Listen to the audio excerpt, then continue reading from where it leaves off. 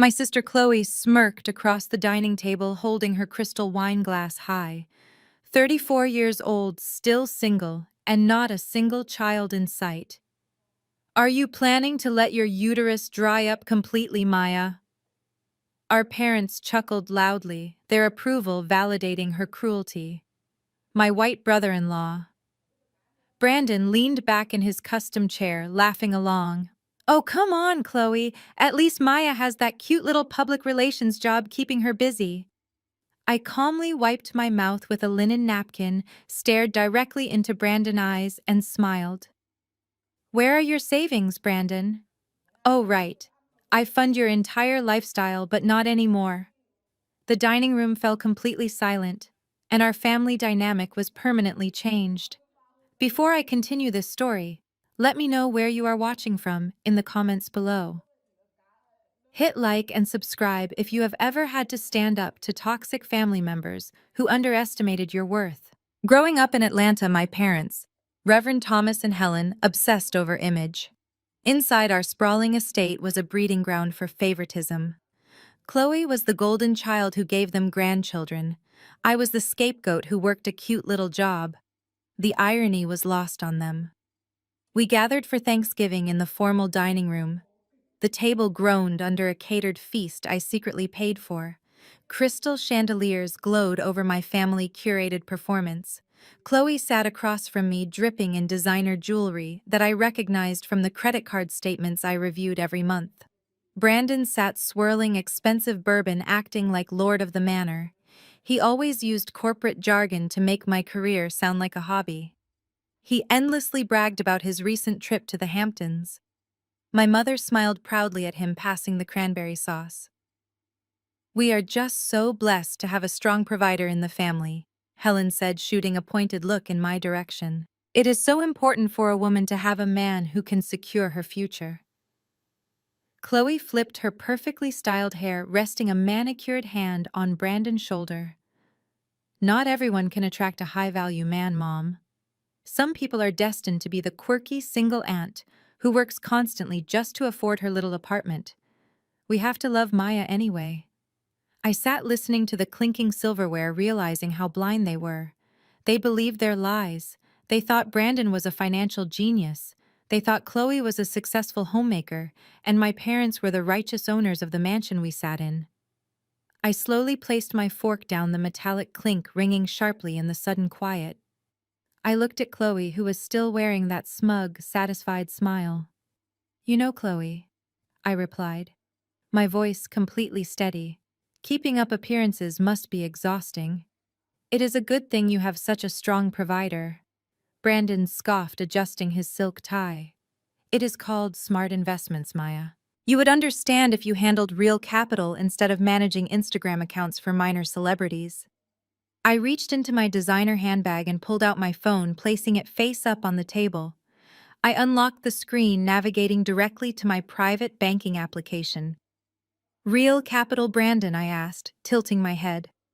Tell me, how exactly does a smart investor afford the lease on a brand new Porsche when he has been unemployed for 6 months?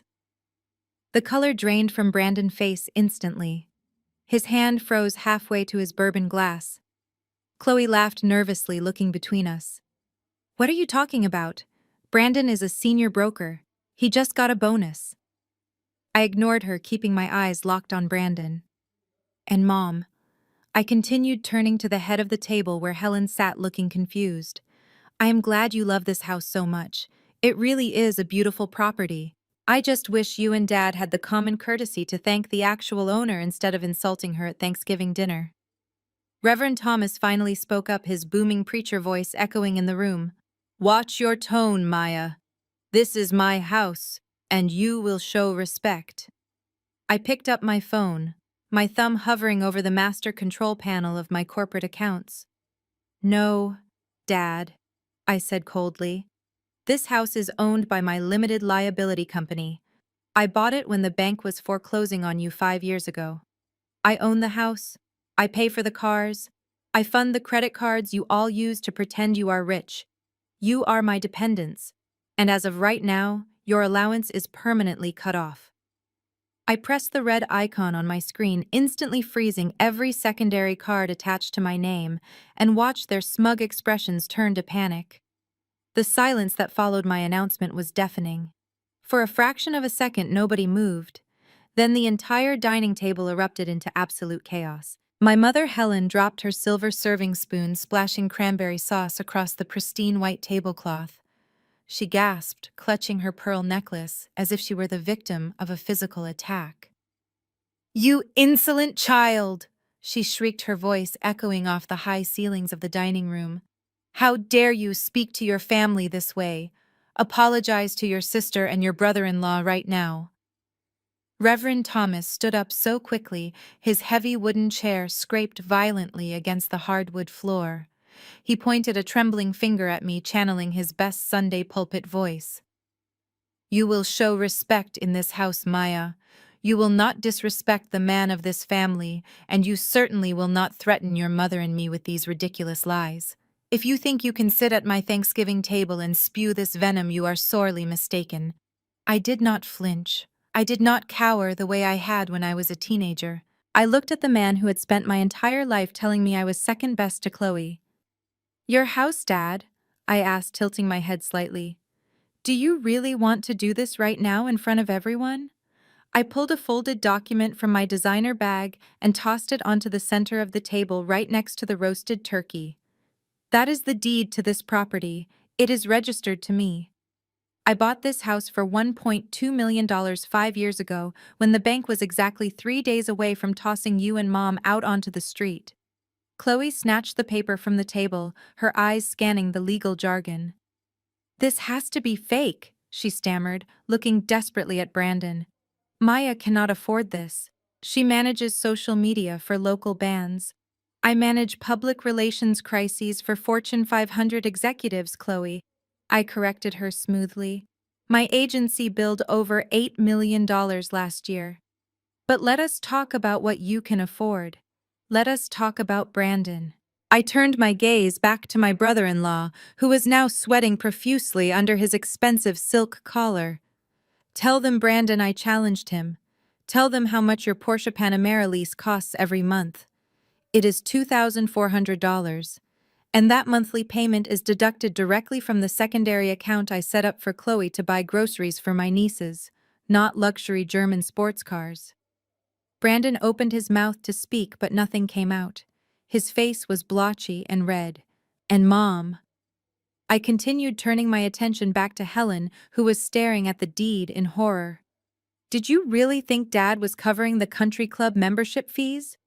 That is another $1,500 a month, plus the pool maintenance, the landscaping, the property taxes, and the dog food. I pay for all of it. Every single dime that keeps this fake wealthy image afloat comes from the daughter you just told to eat in the kitchen." "You are lying!" Chloe screamed, tears streaming down her face, ruining her makeup. "You are just jealous of my marriage. You have always been jealous that I have a husband and you have nothing." "I have nothing," I repeated, laughing softly. "Chloe, you are 32 years old and you have not paid for your own cell phone bill since you were in college. I am 34 and I own the roof over your head, the car in your driveway, and the food in your mouth. You have a husband who insults the very woman financing his fake, luxurious life." Reverend Thomas slammed his fist on the table, rattling the crystal glasses. "Turn those cards back on right now, Maya. I am your father and I command you to stop this nonsense immediately. We are family and family supports each other. Support goes both ways, Dad," I replied, my voice dropping to a dangerous whisper. "You only claim me as family when the bills are due." I picked up my phone again, opening the banking application. I had already frozen the accounts, but now I navigated to the permanent cancellation menu. I am not freezing them anymore. I am closing them. I tapped the screen, confirming the permanent closure of all secondary credit lines. Instantly, a buzz vibrated against the mahogany table. Everyone jumped. It was Brandon's phone. He grabbed it frantically. The screen lit up with an automated text message from American Express. "Transaction declined. Your secondary platinum card has been permanently deactivated by the primary account holder." The Thanksgiving massacre had officially begun. Brandon hurled his phone onto the table so hard the screen cracked against the wood. His refined composure completely evaporated. The smug finance broker vanished, replaced by a red-faced, desperate man whose lifeline had just been severed. "Are you insane?" he roared, stepping toward me with fists clenched. "You cannot just cut off our financial access without warning, Maya. We have bills to pay. I have client dinners scheduled. I absolutely need that card for business expenses." "Your business expenses?" I asked, raising an eyebrow as I stood up from my chair. "You mean the bar tabs and the luxury golf club fees? You have not closed a single deal in over half a year, Brandon. You have been living off my hard work while openly insulting my career. Those lazy days are over. Go find a real job." Chloe screamed in pure frustration. She grabbed her expensive crystal wine glass and hurled it blindly across the room. It shattered loudly against the mahogany sideboard, sending dark red wine splattering across the pristine white wall. "You are ruining our Thanksgiving," she shrieked hysterically. "You are ruining our entire lives, just because you are a bitter, lonely woman. You have no right to do this to us." I stepped back away from the puddle of wine and calmly picked up my coat from the back of my chair. "I have every right, Chloe," I said, slipping my arms into the warm sleeves. "It is my hard-earned money. I earned it working 12-hour days while you spent your afternoons getting massages and posting fake quotes on social media. You are welcome for the free ride, but the train has officially stopped." My father suddenly stepped directly into my path, his face dark with righteous fury. He dramatically raised his hands as if standing behind his pulpit ready to deliver a sermon of damnation. "Honor thy father and thy mother, Maya," he thundered, his booming voice shaking with intense anger. "The Lord despises a greedy heart. You are selfishly hoarding wealth and deliberately punishing your own flesh and blood. You are turning your back on the beautiful family God graciously gave you. This is a terrible sin of wicked pride."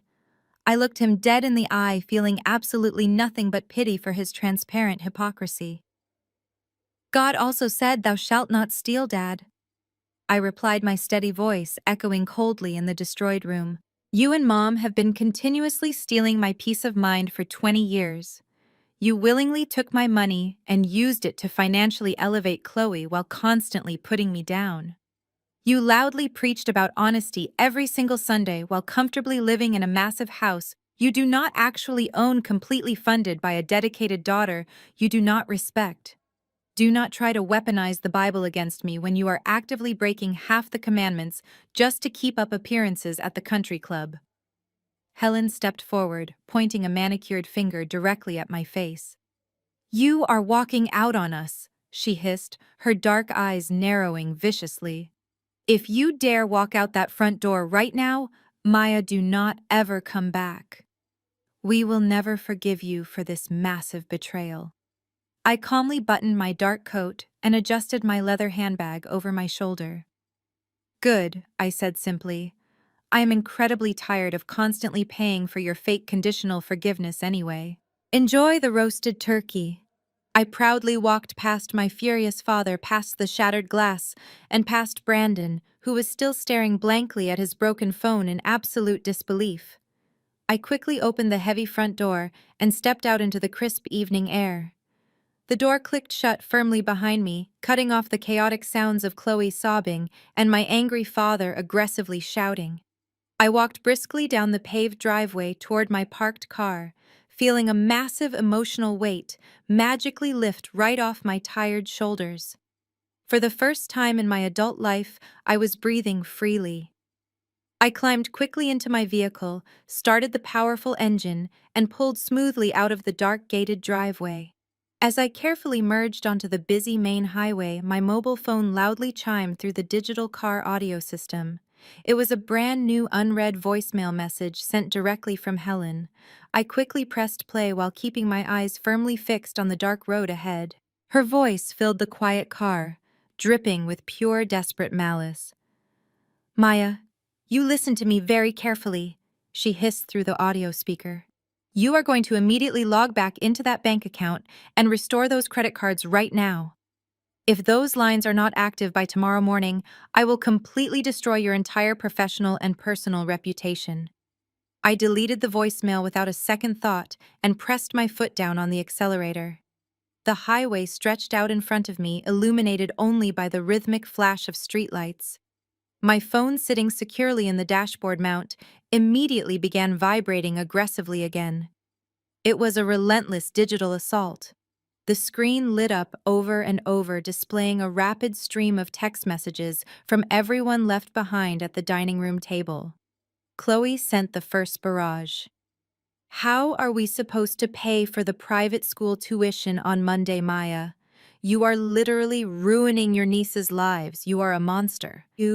I cannot believe you would do this to innocent children. This was quickly followed by a message from my mother, Helen. You have always been a bitter, jealous girl. Turn the cards back on before I call your clients and tell them how you treat your own elderly parents. I simply watched the notifications slide across the screen, feeling an unfamiliar sense of profound peace. They were finally experiencing the consequences of their own actions. Then came the frantic messages from Brandon. He was trying his absolute best to sound like a sophisticated finance broker again, but his sheer panic was obvious. Maya, you are in direct violation of our verbal financial agreement. I am documenting all of these damages. I will be contacting my legal team first thing in the morning to file a massive lawsuit for financial damages and emotional distress. I highly suggest you reconsider your current course of action before I ruin you in civil court. I actually laughed out loud in the empty car. His legal threats were completely empty. There was no verbal agreement. There was only my generosity, which they had mistaken for an endless obligation. I tapped the voice command button on my leather steering wheel. Call Marcus at Platinum Concierge, I instructed the car audio system. The mobile phone dialed and rang twice before a crisp, professional voice answered. Good evening, Maya. This is Marcus from Platinum Client Services. How can I assist you tonight? Hi, Marcus, I replied, keeping my voice calm and steady. I used the automated system earlier to close all the secondary cards attached to my primary account, but I need to make absolutely sure the action is permanent. I want zero possibility of those credit lines being reopened or any emergency override charges being approved under any circumstances. I can certainly handle that for you, Maya, Marcus said. I could hear his computer keyboard clicking rapidly in the quiet background. I see the 4 secondary cards right here. 2 belonging to a Chloe and Brandon, and 2 belonging to a Thomas and Helen. You want a permanent hard closure on all 4 lines. Correct. That is exactly correct, Marcus. I confirmed. I also need you to put a strict security freeze on the main account right now. If anyone calls claiming to be my spouse or my parents, asking for access or emergency funds, deny them immediately. Require my personal voice verification for any future changes. Understood? Maya, Marcus, replied, his tone remaining perfectly neutral and highly professional. The hard closures are complete, and the strict security freeze is now fully active on your profile. Is there absolutely anything else you need tonight? No, Marcus. That is everything I said. Thank you for your prompt help. I ended the call feeling an immense emotional weight finally lift from my chest. The financial umbilical cord was officially severed forever. They could no longer secretly drain my hard-earned bank accounts to comfortably fund their extravagant fake lives. I turned on the radio, letting smooth jazz fill the quiet space of the car cabin. For the next 10 minutes, the angry text messages finally slowed down. I assumed they were busy fighting among themselves or frantically trying to figure out how to pay the massive Thanksgiving catering bill I had left sitting on the mahogany table. I pulled off the highway exit, smoothly approaching the quiet downtown streets, leading directly to my luxury apartment building. The dashboard clock glowed brightly, showing it was just past 9. The night was still young, but I felt incredibly energized and completely unstoppable. I was finally truly free from them. Just as I turned onto my street, my phone vibrated with a different kind of notification. It was a social media alert. I glanced at the screen, and my heart skipped a beat. The banner read, Reverend Thomas has just gone live on Facebook. I pulled my car over to the side of the road and parked. I tapped the notification opening the application. The screen loaded to show my father weeping openly to his massive church congregation about a sudden violent demonic attack striking our helpless family. I watched my father wipe fake tears on the screen as he preached to viewers online about a spiritual attack on our household. I simply rolled my eyes, closed the application, and drove home. I slept better that night than I had in years. The next morning, I woke up feeling refreshed. I put on my sharpest designer suit, grabbed my briefcase, and headed straight to my public relations firm in downtown Atlanta. Walking into my sleek corner office with floor-to-ceiling windows overlooking the city, I felt completely in control. My business was thriving, and for the first time my personal finances were entirely my own. I had barely sat down at my glass desk and opened my laptop when my office phone rang loudly. It was my direct private line. Only a handful of people had that specific number. I picked up the receiver expecting a high-profile client. Instead, my mother Helen's voice barked aggressively through the speaker, completely bypassing any normal greeting. "You need to transfer $12,000 to the Oak Ridge Academy immediately, Maya," she demanded, her tone laced with absolute entitlement. "Today is the absolute final deadline for the winter semester tuition for your nieces. If the money is not in their account by noon, they will be officially disenrolled and sent home. Chloe is completely beside herself with worry, and you are the one responsible for this mess." I leaned back in my ergonomic leather chair and let out a long, exasperated sigh. "Good morning to you too, Mom," I replied, my voice dripping with cold sarcasm. "And no, I will not be transferring a single dime to that overpriced private school. Chloe and Brandon are the parents. They are solely responsible for their own children. Maybe Brandon can ask his fancy golf buddies for a short-term loan since he is such a successful finance broker." Helen gasped, loudly, acting deeply offended. "How can you be so incredibly heartless?" she shrieked, her voice vibrating with genuine rage. "Those innocent little girls did absolutely nothing to you, Maya. You are maliciously punishing helpless children just because you are jealous of your sister. You have a massive company and millions of dollars. You do not even have a husband or a family of your own to spend it on.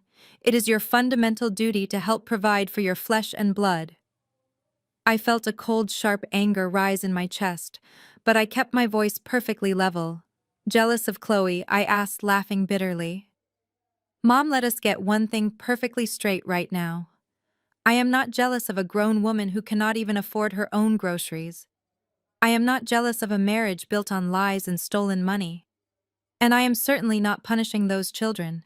Their own lazy parents are punishing them by living light years beyond their actual means." "You are a selfish, greedy girl," Helen hissed violently. "We raised you to share your blessings. We gave you everything. You gave me absolutely nothing." I snapped back, cutting her off completely. "You gave Chloe everything. You paid for her college tuition, while I worked 3 jobs to put myself through state school. You bought her a brand new car for graduation, while I rode the city bus for 5 years. You and Dad constantly told me I was not smart enough or pretty enough to succeed. You made me the invisible child. But the second I built this massive company from the ground up and bought the house you live in, suddenly I became the family bank. Your blatant favoritism is incredibly toxic, Mom. You created a spoiled, dependent monster in Chloe, and now you expect me to financially sustain her forever. Well, the bank is permanently closed."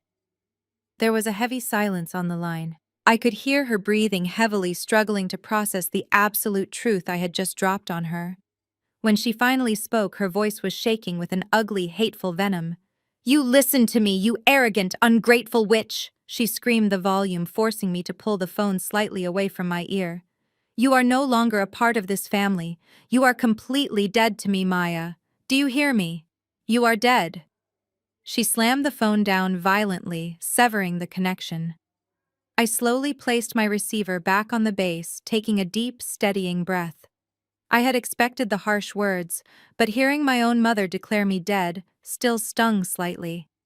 However, before I could even process the emotional weight of the brutal phone call, the heavy glass door to my private office suddenly swung open.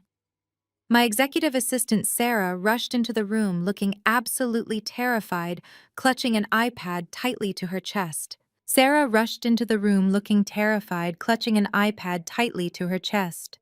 "Maya, what is happening?" she asked, her voice trembling slightly. "Our company's social media pages are under a coordinated attack. We are losing followers by the minute, and the review sections are flooded with hateful comments." I quickly stood up and took the device from her shaking hands. My eyes scanned the screen and my blood ran cold. My father had not gone live on his personal profile last night. He had broadcast his morning sermon directly to the official church page, which boasted over 50,000 devoted local followers. The video clip was already viral within our community. There stood Reverend Thomas, dramatically wiping his face with a white handkerchief, preaching about the spiritual decay of the independent woman. He never explicitly said my full name, but he painted a vivid picture of a daughter consumed by corporate greed, abandoning her loving family out of spite. He called upon the congregation to pray for my wicked soul and to reject the businesses of those who turned their backs on the Lord and their hardworking parents. The faithful followers took his words as a direct command to go to holy war. I scrolled through the public reviews on my professional agency profile.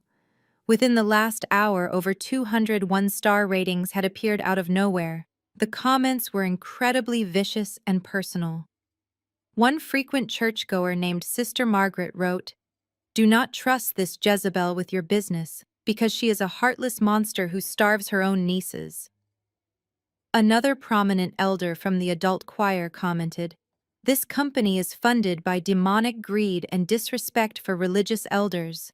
They were systematically trying to destroy the professional reputation I had spent the last decade building from the ground up." My office phone began ringing again, but this time, it was not my mother.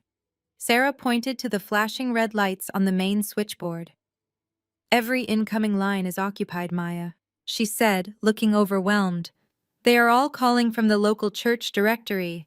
I pressed the speaker button on the nearest flashing line. A deep, gravelly voice filled my pristine office. "Maya, this is Deacon Wallace," the man growled angrily. "We are absolutely disgusted by your recent behavior. You need to get on your knees and beg your father for forgiveness before God strikes you down." I calmly reached over and disconnected the call without saying a single word. I am a trained crisis management executive.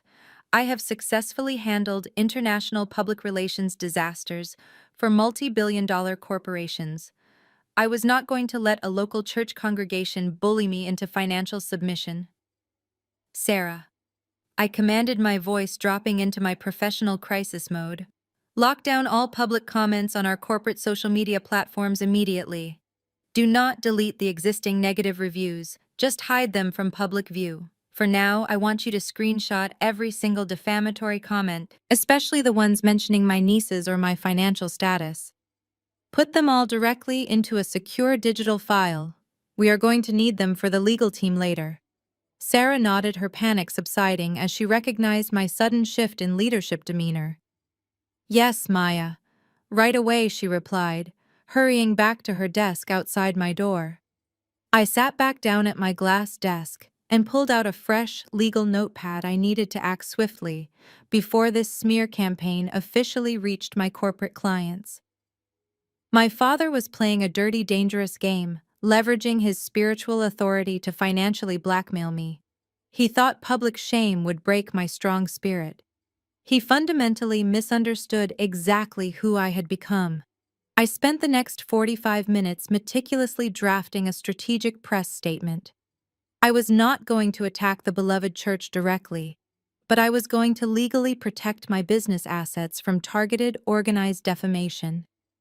Just as I finished typing the final assertive sentence, my private cellular phone vibrated loudly on the glass desk. I glanced at the caller identification and felt a sudden sharp knot form tightly in my stomach. It was Marcus Thorne, the highly respected chief executive officer of a massive technology firm and my highest-paying corporate client. I took a deep, steadying breath, forcing a bright professional tone into my voice. "Good morning, Marcus," I answered smoothly. "Maya," he said, his tone uncharacteristically serious, bypassing our usual friendly morning banter. "I am currently looking at a very disturbing viral online video link that my diligent executive assistant just forwarded directly to me. Can you please explain to me exactly why Reverend Thomas is publicly praying for your wicked soul on the internet, and why my company name is currently being tagged aggressively in the chaotic comment section?" "Marcus, I understand your concern," I said, keeping my voice steady. "The situation is a private family dispute that my father made public to his congregation. He is attempting to use public pressure to force a financial arrangement I have firmly declined. I assure you my agency has implemented a containment strategy. We are hiding the defamatory comments, and my legal team is preparing a formal cease and desist right now. Your company is targeted because you are my prominent client. I will personally ensure your brand is shielded from this local drama." Marcus was silent before letting out a soft chuckle. "Maya, I hired you because you are the most effective crisis manager in the Southeast," he replied, his tone relaxing. "If anyone can handle a rogue preacher, it is you. Just keep my corporate name out of the mud, and let me know if you need recommendations for a good defamation lawyer." I thanked Marcus and ended the call, feeling a surge of triumph. I successfully neutralized the biggest threat to my business. But before I could take a sip of coffee, the intercom on my desk buzzed loudly. It was Sarah, her voice laced with fresh panic. "Maya, your brother-in-law. Brandon is in the main lobby, aggressively demanding to see you, and threatening to cause a massive scene if I do not let him through the security doors." "Keep him right there, Sarah," I instructed, standing up. "Do not let him into the inner office. I am coming out to handle this personally." I walked straight out of my private office and strode confidently toward the glass reception area. I pushed through the double doors to find Brandon pacing aggressively across the marble floor. He wore a slightly wrinkled suit and carried a leather briefcase, trying his best to look like a powerful executive. Instead, he just looked sweaty and desperate. When he saw me, he immediately puffed out his chest and marched right up to the reception desk, trying to use his height to physically intimidate me. "You have exactly 5 minutes to fix this catastrophic mistake, Maya," he barked loudly enough for my front office staff to hear. "You are officially in breach of a binding verbal contract. You established a long-term pattern of financial support our family has legally relied upon. By cutting off those funds without written notice, you have caused severe reliance damages. I already drafted the initial paperwork for a civil lawsuit. I suggest you reinstate the credit cards before I take everything you own." I stood completely still and looked at him. My face remained entirely blank. I did not flinch. I just let his fake legal jargon hang awkwardly in the quiet lobby. Several of my employees were openly staring at us. I slowly crossed my arms over my chest and let out a loud, genuine laugh.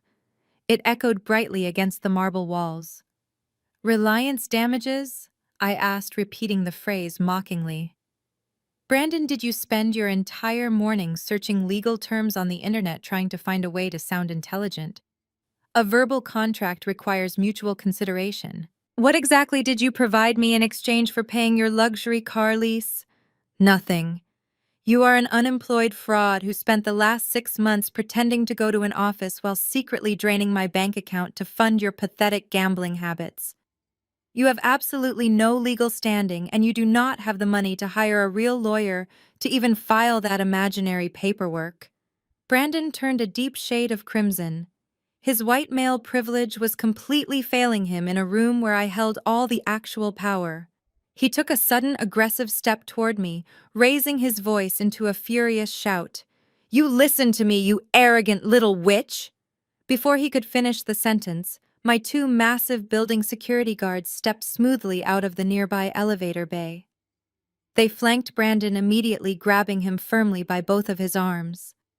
"Sir, it is time for you to leave the premises," the taller guard stated calmly but forcefully. I smiled warmly at Brandon as the two guards began to physically drag him backward toward the sliding glass exit doors. "Enjoy the long walk home, Brandon," I called out cheerfully. "I heard your luxury car lease is getting canceled today." Brandon struggled against the guards, but his physical resistance was completely useless. He glared at me with pure, unadulterated hatred. But right before the heavy glass doors slid shut, his angry expression suddenly morphed into a chilling, triumphant smirk. "You can just laugh all you want, Maya," he shouted loudly over his shoulder. "I already made a little phone call this morning that is going to completely destroy your entire life." I watched Brandon disappear into the busy downtown street, feeling a brief moment of satisfaction before returning to my glass desk. His dramatic parting threat about making a phone call echoed slightly in my mind, but I quickly dismissed it as the desperate blustering of a cornered man. I had a massive public relations firm to run and real corporate crises to manage. The online church mob was still actively posting, but my technical team had successfully hidden the worst of the defamatory comments. I was just starting to review the draft of my official legal cease and desist letter when Sarah knocked sharply on my doorframe. Her face was completely pale and her hands were visibly shaking. "Maya," she whispered, her voice barely audible. "There are two uniformed Atlanta police officers in the reception area. They are accompanied by a woman who says she is an investigator from Adult Protective Services. They are demanding to speak with you immediately regarding a felony complaint." My stomach dropped instantly. Brandon had not been bluffing after all. I stood up, smoothing the front of my designer suit, and walked deliberately toward the lobby. I was not going to let my staff see me sweat. I pushed through the glass doors and approached the trio waiting near the reception desk. "Good morning, officers," I said, keeping my tone perfectly even and respectful. "I am Maya, the owner of this firm. How can I help you today?" The woman standing between the two officers stepped forward. She wore a severe gray suit and held a thick manila folder. "Ms. Maya, my name is Agent Higgins with Georgia Adult Protective Services," she stated coldly. "We received a highly disturbing emergency report this morning regarding your elderly parents, Reverend Thomas and Helen. You are officially under investigation for severe elder financial abuse." I stared at her, completely stunned. "Elder financial abuse?" I repeated the words, tasting bitter in my mouth. "Agent Higgins, there must be a massive misunderstanding. I have been financially supporting my parents for over 5 years. I have never taken a single dime from them." Agent Higgins opened her folder and pulled out a formal complaint document. "According to the detailed report filed by your brother-in-law Brandon, you recently froze all of their bank accounts and credit lines, leaving them completely destitute and unable to purchase food or vital medications. The report also alleges that you fraudulently transferred the deed of their primary residence into a shell company that you secretly control." I let out a harsh laugh of sheer disbelief. "Brandon filed a retaliatory false report because I cut off his free ride," I explained, gesturing toward my private conference room. "Please step into my office, Agent Higgins. I can clear this up in exactly 5 minutes." The officers and the investigator followed me into the secure room. I immediately pulled up my private banking dashboard on the large presentation screen. I showed them the complete financial history. "Look right here," I said, pointing to the digital ledger. "These accounts were never their life savings. These are secondary credit lines strictly attached to my primary corporate account. The money flows directly from my business revenue to them." I also pulled up the original foreclosure documents from 5 years ago, proving my parents were bankrupt before I stepped in and legally purchased the property to save them from eviction. Agent Higgins carefully reviewed the glowing digital documents and the property deed. The physical evidence was absolutely undeniable. "I am the sole provider for that entire family," I stated firmly, crossing my arms. "I simply decided to stop funding their luxurious lifestyle yesterday. There is absolutely no elder abuse happening here. In fact, I am the one being financially abused by my capable adult relatives." I expected Agent Higgins to immediately apologize and close the ridiculous file. Instead, her expression remained incredibly grim. She slowly pulled a second document from her thick manila folder and placed it deliberately on the glass conference table. The financial trail you just provided is certainly compelling, Maya Agent Higgins said, her voice dropping to a very serious tone. However, this situation is far more complicated than simple credit card disputes. This piece of paper is a sworn legal affidavit signed in the presence of a notary public just 2 hours ago. I looked down at the document. My heart began to pound violently against my ribs. "What is that?" I asked, my voice suddenly feeling very tight. "It is a sworn statement signed by both of your parents," Agent Higgins replied, looking me directly in the eye. "They are officially claiming that you used emotional manipulation and corporate intimidation to coerce them into signing away their house. They are pressing formal criminal charges against you." I stared at the sworn affidavit resting on the glass conference table. The signatures of my parents, Reverend Thomas and Helen, stared back at me, written in stark black ink. They were actually trying to send me to prison to protect Brandon and his fake lifestyle. A cold, blinding fury washed over me, completely replacing any lingering trace of familial obligation.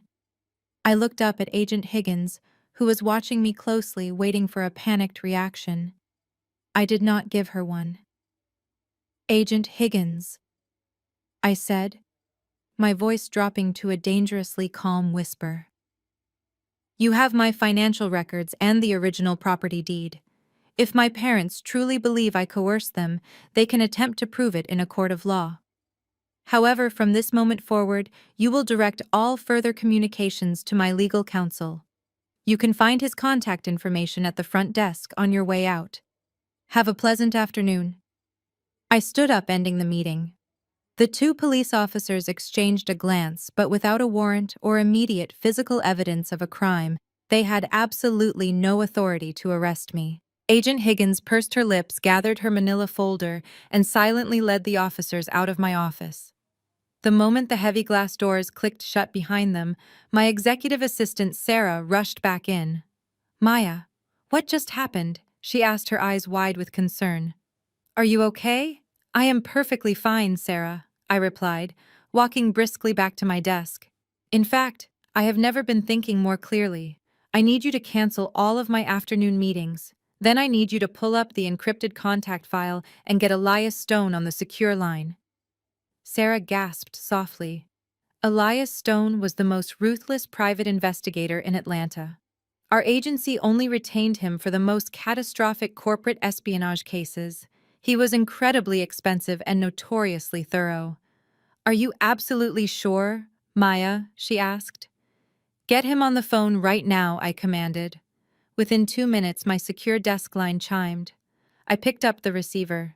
"Maya, what kind of disaster requires my services today?" Elias asked, his deep voice crackling slightly over the encrypted connection. "I need a complete financial and personal excavation, Elias," I stated, pacing behind my desk. "I need you to dig into my brother-in-law, Brandon. He claims to be a senior finance broker, but I know he was fired 6 months ago. I want his bank records, his credit history, his phone logs, and his daily movements. I want to know exactly where every single dime he has touched in the last year went." "Consider it done," Elias replied, typing rapidly in the background. "Is there a secondary target?" "Yes," I said, my eyes narrowing as I looked out over the Atlanta skyline. "I also need you to discreetly audit the financial accounts of my father church. Reverend Thomas runs a massive congregation with a highly lucrative nonprofit tax exemption. Brandon has always been heavily involved in the church financial planning committee. My family just escalated a petty financial dispute into a fraudulent criminal investigation. I need the absolute worst leverage you can find, and I need it yesterday. I will put my entire team on it right now," Elias promised. "I will call you the second I find the loose thread." I hung up the phone, feeling the adrenaline pumping through my veins. My parents had officially declared war. They thought they could use the police and the church congregation to force me into submission. They thought my success made me a soft target. They forgot that I made my living destroying the reputations of billionaires who stepped out of line. I spent the next several hours pacing my office, reviewing my own financial firewalls, and preparing my corporate lawyers for the incoming legal battle. I refused to let my family tear down the empire I had built. The afternoon stretched on, filled with tense anticipation. The online attacks from the church members continued to roll in, but they felt entirely insignificant now.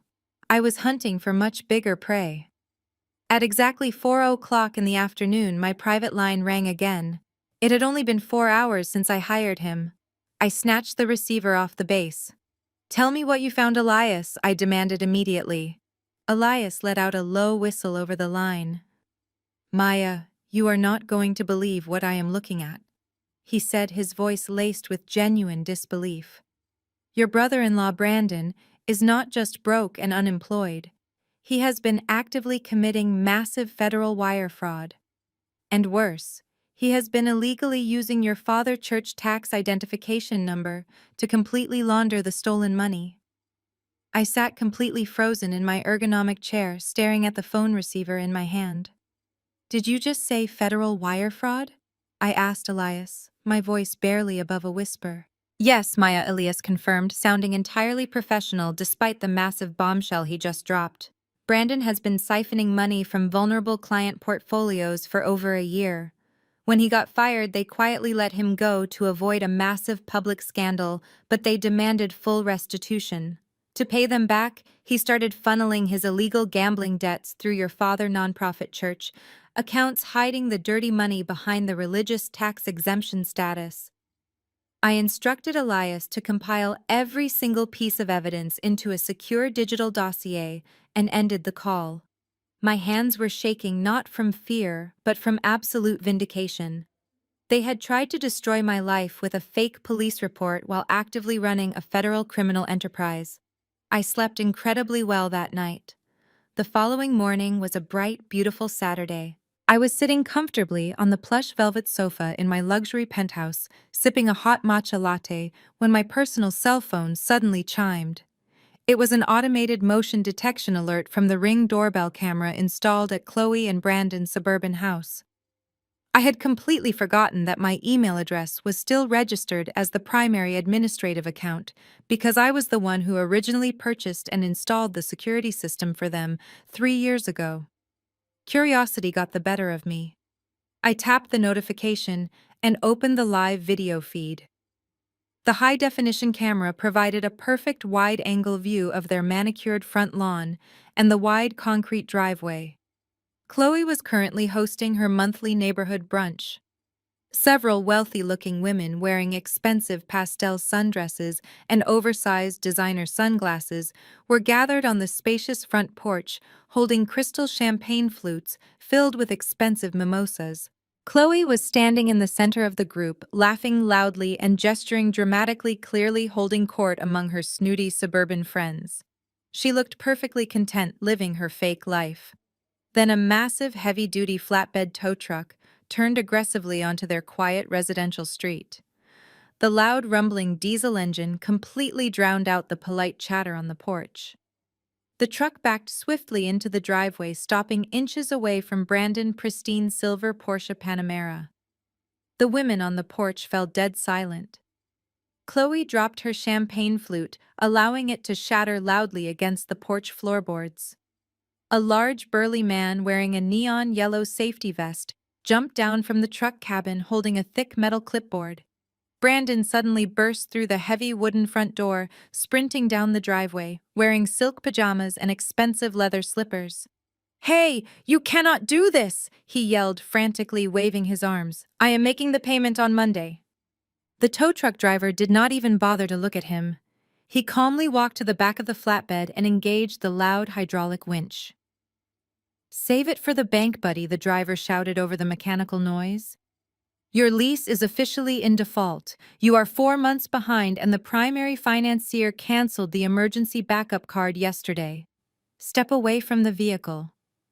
I watched the live feed in absolute fascination as the heavy steel hooks were efficiently attached to the undercarriage of the luxury sports car. Brandon desperately tried to argue, but the driver completely ignored him. The women on the porch began whispering furiously to each other, clearly scandalized by the brutal public display of financial ruin.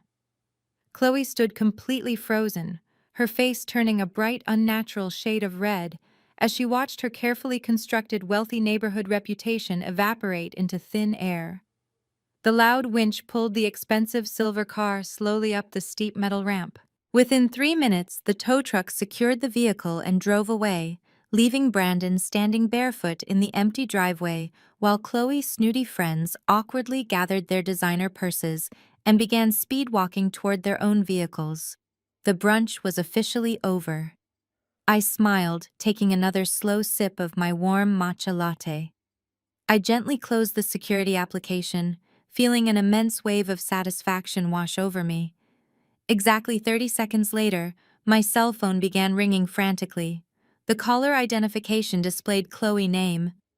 I let it ring 3 times before I calmly pressed the green accept button and lifted the phone to my ear. "Maya, please, you have to help me." Chloe sobbed hysterically into the receiver, her voice breaking with genuine panic. "My entire social life is completely over. Everyone saw the repo man take the car away today. Please just wire me $10,000 right now so I can get it back before Monday morning. I am begging you." I held the phone slightly away from my ear as Chloe continued to sob loudly. Her desperation was incredibly thick, but I felt absolutely no sympathy for her. $10,000, I repeated, keeping my voice completely calm and entirely devoid of emotion. "Chloe, do you honestly hear yourself right now? You just watched a tow truck physically repossess your husband's luxury car because neither of you have bothered to hold down a real job or pay a single bill in months. And your first instinct is to call the sister you publicly mocked just 2 days ago to demand a massive cash bailout so you can save face in front of your neighborhood friends. The absolute sheer audacity is actually quite impressive. Maya, please stop lecturing me," Chloe cried, her voice rising an octave in sheer panic. "You have millions in your corporate accounts. $10,000 is absolutely nothing to you. It is pocket change. If you do not wire the money right now, my entire reputation in this community will be completely destroyed." Everyone saw the truck pull away. I cannot show my face at the country club ever again. I took a slow, deliberate breath. "You are right, Chloe," I said softly. $10,000 is pocket change to me. But I would rather burn those dollar bills in my fireplace than send a single cent to the people who actively tried to send me to federal prison yesterday. The line went dead silent. The sound of Chloe crying instantly stopped, replaced by a heavy, tense pause. "I know everything, Chloe," I continued, my voice turning cold and sharp. "I know all about the emergency police visit to my office. I know about the investigator from Adult Protective Services. I know that you and Brandon marched right down to the precinct and convinced Mom and Dad to sign a sworn legal affidavit falsely accusing me of criminal elder financial abuse. You actually tried to have me arrested for stealing the house that I bought with my own hard-earned money to save them from homelessness." Chloe hesitated for only a brief second before her tone completely shifted. The pathetic sobbing vanished instantly, replaced by a harsh, defensive anger. "Well, you completely forced us to do it, Maya," she snapped viciously. "You left us absolutely no choice. You maliciously cut off our financial access without any warning. You abandoned your own family. We had to take drastic measures to protect ourselves and get our rightful money back. You are a selfish monster who only cares about her precious company. We simply told the authorities what they needed to hear to fix the terrible situation you selfishly created." I let out a harsh laugh of sheer disbelief. "You committed perjury, Chloe," I stated firmly. "You filed a false police report and coerced our parents into signing fraudulent legal documents. That is a massive felony, and for what exactly? For to protect a lazy husband who cannot even afford the lease on a rented sports car. You are living in a complete delusion. Your perfect wealthy life is an absolute lie, and now the entire neighborhood knows it. The police cannot force me to give you my money. No one can save you from your own terrible choices. You are just incredibly jealous of me," Chloe screamed, her voice echoing shrilly through the phone speaker. "You have always been jealous of my beautiful family and my perfect life. You are a bitter, lonely woman, and you are trying to destroy my happiness because nobody will ever love you. Your perfect life is being towed down the interstate right now, I replied coldly. My life is secure, my company is thriving, my house is paid for. I am not the one begging for a $10,000 wire transfer on a Saturday morning to impress people who do not even like me. You made your bed, Chloe, and now you and your fake finance broker husband are going to lie in it. Do not ever call this number again. Before I could pull the phone away to end the call, I heard a sudden violent scuffle on the other end of the line. Chloe let out a surprised yelp, followed by the sound of the phone being aggressively snatched from her hands. Heavy, angry breathing filled the speaker. "Listen to me very carefully, you arrogant little witch," Brandon snarled into the receiver. His voice was shaking with an uncontrolled, explosive rage. "You think you hold all the cards just because your name is on the bank accounts? You think you can completely humiliate me in my own driveway and get away with it? I am going to successfully sue you for my massive sweat equity in your precious company today, Maya." I listened to Brandon screaming through the phone speaker and let out a soft chuckle. "Sweat equity," I repeated slowly, making sure he heard the amusement in my voice. "Brandon, you have not broken a sweat in your entire life, unless it was walking from the expensive couch to the luxury refrigerator. Go ahead and call a lawyer. Let me know how you plan to pay the massive retainer fee without my money." I ended the call before he could scream another word and tossed my phone onto the plush velvet sofa. My morning was already incredibly productive, but it was about to get much better. Exactly 10 minutes later, my building concierge called up to announce a special delivery. A bonded courier arrived at my penthouse door carrying a heavy encrypted hard drive from my private investigator, Elias. I took the package, thanked the courier, and immediately walked over to my home office. I plugged the drive into my secure computer and entered the complex passcode Elias had provided. The screen flickered to life, revealing a massive organized directory of digital files. I opened the main summary document and began to eagerly read. Elias was definitely worth every single penny I paid him. The comprehensive dossier detailed the complete and absolute destruction of Brandon. He had not just been fired from his finance firm 6 months ago, as I initially suspected. He was actually permanently terminated exactly 8 months ago. The firm discovered he was illegally skimming small amounts from his wealthiest elderly clients to cover his massive mounting gambling debts. They quietly forced his immediate resignation and firmly demanded full restitution under the strict threat of federal prosecution. That was the exact devastating moment he began heavily leaning on my secondary credit lines. He used the generous monthly allowance I provided for my nieces to aggressively play high-stakes online poker and place massive bets on offshore sportsbooks. The detailed financial ledgers Elias recovered showed hundreds of thousands of dollars flowing directly from my corporate accounts through the church nonprofit tax identification number and straight into the pockets of illegal bookies. Brandon was not just a lazy husband, he was a desperate, completely reckless criminal who had actively jeopardized his own freedom and my parents' church to fund his pathetic addiction. But the financial ruin was not even the most shocking part of the detailed report. I clicked on a subfolder labeled Personal Surveillance, and a series of high-resolution photographs filled my computer screen. My jaw tightened as I scrolled through the images. Brandon was sitting comfortably in a dimly lit high-end steakhouse. He was not eating alone. A young, stunningly beautiful blonde woman was sitting directly across from him. She was laughing brightly, leaning over the small table to intimately hold his hand. The next photograph showed the two of them walking closely together into a luxury downtown hotel. The timestamp on the image was from just last week. It was a Tuesday afternoon. The exact same afternoon Chloe had texted me complaining that Brandon was working incredibly long hours at the brokerage firm. I opened the attached background check on the young woman. Her name was Jessica. She was a 24-year-old cocktail waitress who lived in a high-rise apartment.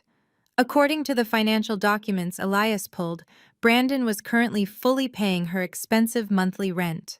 He was literally using my hard-earned money to fund a secret apartment for his young mistress, while his own clueless wife was actively begging me for a $10,000 wire transfer to save her fake country club reputation.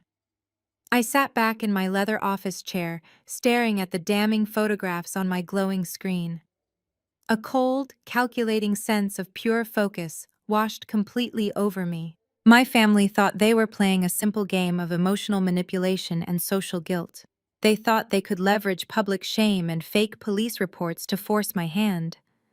They had absolutely no idea they were standing on a massive, fragile house of cards completely built on lies, theft, and infidelity. I was not just going to defend myself against their pathetic attacks anymore. I was going to burn their entire fake reality completely to the ground. I turned to my heavy-duty laser printer and pressed the print command. The machine hummed loudly, springing to life. I printed every single offshore gambling receipt, every illegal wire transfer document, and every single crystal-clear photograph of Brandon and his young mistress entering the hotel. I gathered the stack of warm printed papers, organizing them perfectly. I walked over to my tall wooden filing cabinet and pulled out a sleek red folder. I neatly slipped the devastating physical evidence inside and snapped the folder shut. I placed my hand firmly on the sleek red folder and pressed the intercom button on my glass desk. "Sarah," I instructed, my voice completely devoid of any emotion. "I need you to call my parents right now. Tell them I am ready to discuss a final financial settlement and they need to come to my office immediately. Tell them to come alone." I released the button and waited. Less than an hour later, the heavy glass doors to my private office swung open. My mother Helen walked in first, wearing an expensive tailored suit I had paid for last season. She held her designer handbag high, her chin tilted upward in an incredibly arrogant display of unearned victory. My father, Reverend Thomas, followed closely behind her. He walked with the slow, deliberate strut of a man who firmly believed his divine authority had successfully crushed a rebellion.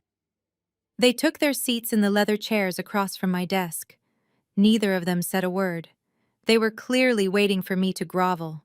They expected a tearful apology for my terrible behavior and a massive cashier check to magically fix Chloe's ruined weekend. They truly believed I was weak enough to cave under their immense and completely ridiculous family pressure. I remained perfectly still in my ergonomic chair. I did not offer them anything to drink. I did not ask about their day. Well, Maya Helen finally spoke, breaking the heavy silence. Her voice dripped with condescending superiority. "We are waiting. I sincerely hope you brought us here to make this right. Your sister is absolutely devastated about the car and the neighborhood humiliation. You caused a massive scene and forced us to take drastic legal measures. But your father and I are willing to graciously drop the criminal complaint with Adult Protective Services if you apologize right now and immediately reinstate every single financial account. We also expect a separate wire transfer to completely cover the emotional distress you intentionally caused our family." I looked at the two people who raised me. The sheer entitlement radiating from them was genuinely breathtaking. I slowly picked up the sleek red folder resting on my desk. "You completely misunderstood why I called you here today, Mom," I said, my voice dropping to a dangerously calm whisper. "I did not invite you here to apologize. I invited you here to inform you that you bet your entire future on the wrong horse." I slid the bright red folder smoothly across the polished glass surface of my desk. It stopped perfectly right in front of my father.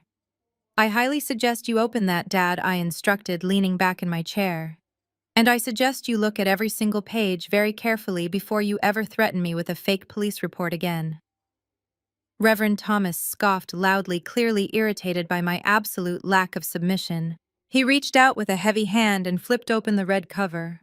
Helen leaned over his shoulder, ready to loudly dismiss whatever she thought I was trying to show them. Their arrogant expressions lasted for exactly 5 seconds. The very first page was a high-resolution photograph of Brandon kissing his young cocktail waitress mistress outside the luxury hotel. Helen gasped sharply, her hand flying to her mouth in genuine shock. Reverend Thomas quickly flipped to the next page, revealing the detailed residential lease agreement Brandon had signed for the young woman paid entirely through my secondary credit line. Then came the extensive offshore gambling ledgers, showing hundreds of thousands of dollars lost in a matter of months. But I was not watching Helen react to the devastating infidelity. I was watching my father. As Reverend Thomas reached the final section of the thick dossier, his hands began to visibly shake. These pages contained the undeniable federal banking records proving Brandon was fired for embezzlement. And most importantly, the documents clearly showed exactly how Brandon used the sacred nonprofit tax identification number of the church to funnel his stolen money and pay his illegal bookies. I expected my father to explode with righteous fury. I expected him to scream about Brandon betraying Chloe and dragging his holy church into a massive gambling scandal, but that did not happen. Reverend Thomas did not look angry. He looked completely and utterly terrified. All the color rapidly drained from his face, leaving him looking like a sick old man. He stared at the church wire transfers with wide, panicked eyes, and a cold, horrifying realization suddenly washed over me. Brandon had not stolen the church tax identification number without permission. My father actually knew exactly what was happening all along. He was actively participating in the federal wire fraud to take a secret cut of the dirty gambling money. "You knew," I said, staring directly into my father's terrified eyes. "You knew exactly what he was doing, and you helped him launder the stolen money through your own church. You took a cut of the embezzlement to fund your country club fees while preaching about honesty every single Sunday." Reverend Thomas opened his mouth to speak, but no sound came out. He looked down at the documents, his hands trembling violently. "It was not like that, Maya," he finally stammered, his voice reduced to a pathetic whisper. "Brandon told me it was a legitimate investment return. He said he wanted to bless the congregation with anonymous donations. I just processed the paperwork. I did not know it was stolen from his firm." "You are a liar," I snapped, hitting the glass desk with the palm of my hand. "You are a complete fraud, Dad. The dates on these transfers align perfectly with the exact months you paid off your luxury car loans. You knew the money was dirty, and you simply looked the other way." I expected my mother to erupt in righteous fury. I expected Helen to grab the photographs of Brandon kissing his young mistress and storm out of the office to protect her precious golden child, Chloe. Instead, Helen calmly reached across the desk and closed the red folder. She did not look angry at all. She looked incredibly annoyed. "All right, Maya," Helen said, smoothing the fabric of her designer skirt. "So Brandon made a few terrible financial mistakes and had a silly little fling. Men are weak when they are under severe stress, and you have to admit you have put him under a massive amount of pressure lately by constantly questioning his authority as the man of the house." I stared at her, stunned by her twisted logic. "He embezzled hundreds of thousands of dollars, Mom," I said, my voice rising in sheer disbelief. "He is facing federal prison. He is currently using my money to pay rent for a 24-year-old mistress, while Chloe is begging me for cash to save her fake neighborhood reputation. And you are actively blaming me for his stress." Helen waved her manicured hand dismissively, as if I had just brought up a minor scheduling conflict. "Chloe cannot find out about any of this, Maya," she stated, her tone turning cold and authoritative. "A divorce would completely destroy her social standing. And if this financial church issue gets out, it will ruin your father's pristine reputation in the community. We have spent decades building our perfect family image, and I will not let you tear it down just because you are holding a petty grudge." I felt a cold shiver run down my spine. "A petty grudge," I repeated. "Mom, he committed a massive federal crime, which is exactly why you are going to fix it," Helen interrupted, leaning forward and pointing a sharp finger at me. "You are a professional crisis manager, Maya. This is exactly what you do for a living. You are going to pay off Brandon's old firm so they do not press criminal charges. Then you are going to write a massive check to that little blonde girl and force her to sign a strict non-disclosure agreement. You will make all of this completely disappear today. You will protect your sister's marriage, and you will protect this family." I looked from my mother, who was demanding I cover up a federal felony, to my father, who was silently cowering in his expensive leather chair. In that exact moment, the final lingering thread of familial obligation completely snapped inside my chest. I finally saw them for exactly who they were. They were not just toxic or misguided, they were utterly irredeemable. They would happily sacrifice my money, my freedom, and my sanity just to keep up their pathetic fake appearances. They did not love me. They only loved what I could forcefully provide to protect their fragile egos. I slowly stood up from my ergonomic chair, buttoning my designer jacket. "No," I said, my voice vibrating with absolute finality. "I am not fixing anything. I am not paying off his firm, and I am not paying off his young mistress. I am going to sit right here in my beautiful office and watch your entire fake world completely burn to the ground." Helen stood up, her face twisting into a mask of pure hatred. "You selfish, ungrateful witch," she hissed violently. "If you do not fix this, I will personally make sure everyone in Atlanta knows exactly how you abandoned us."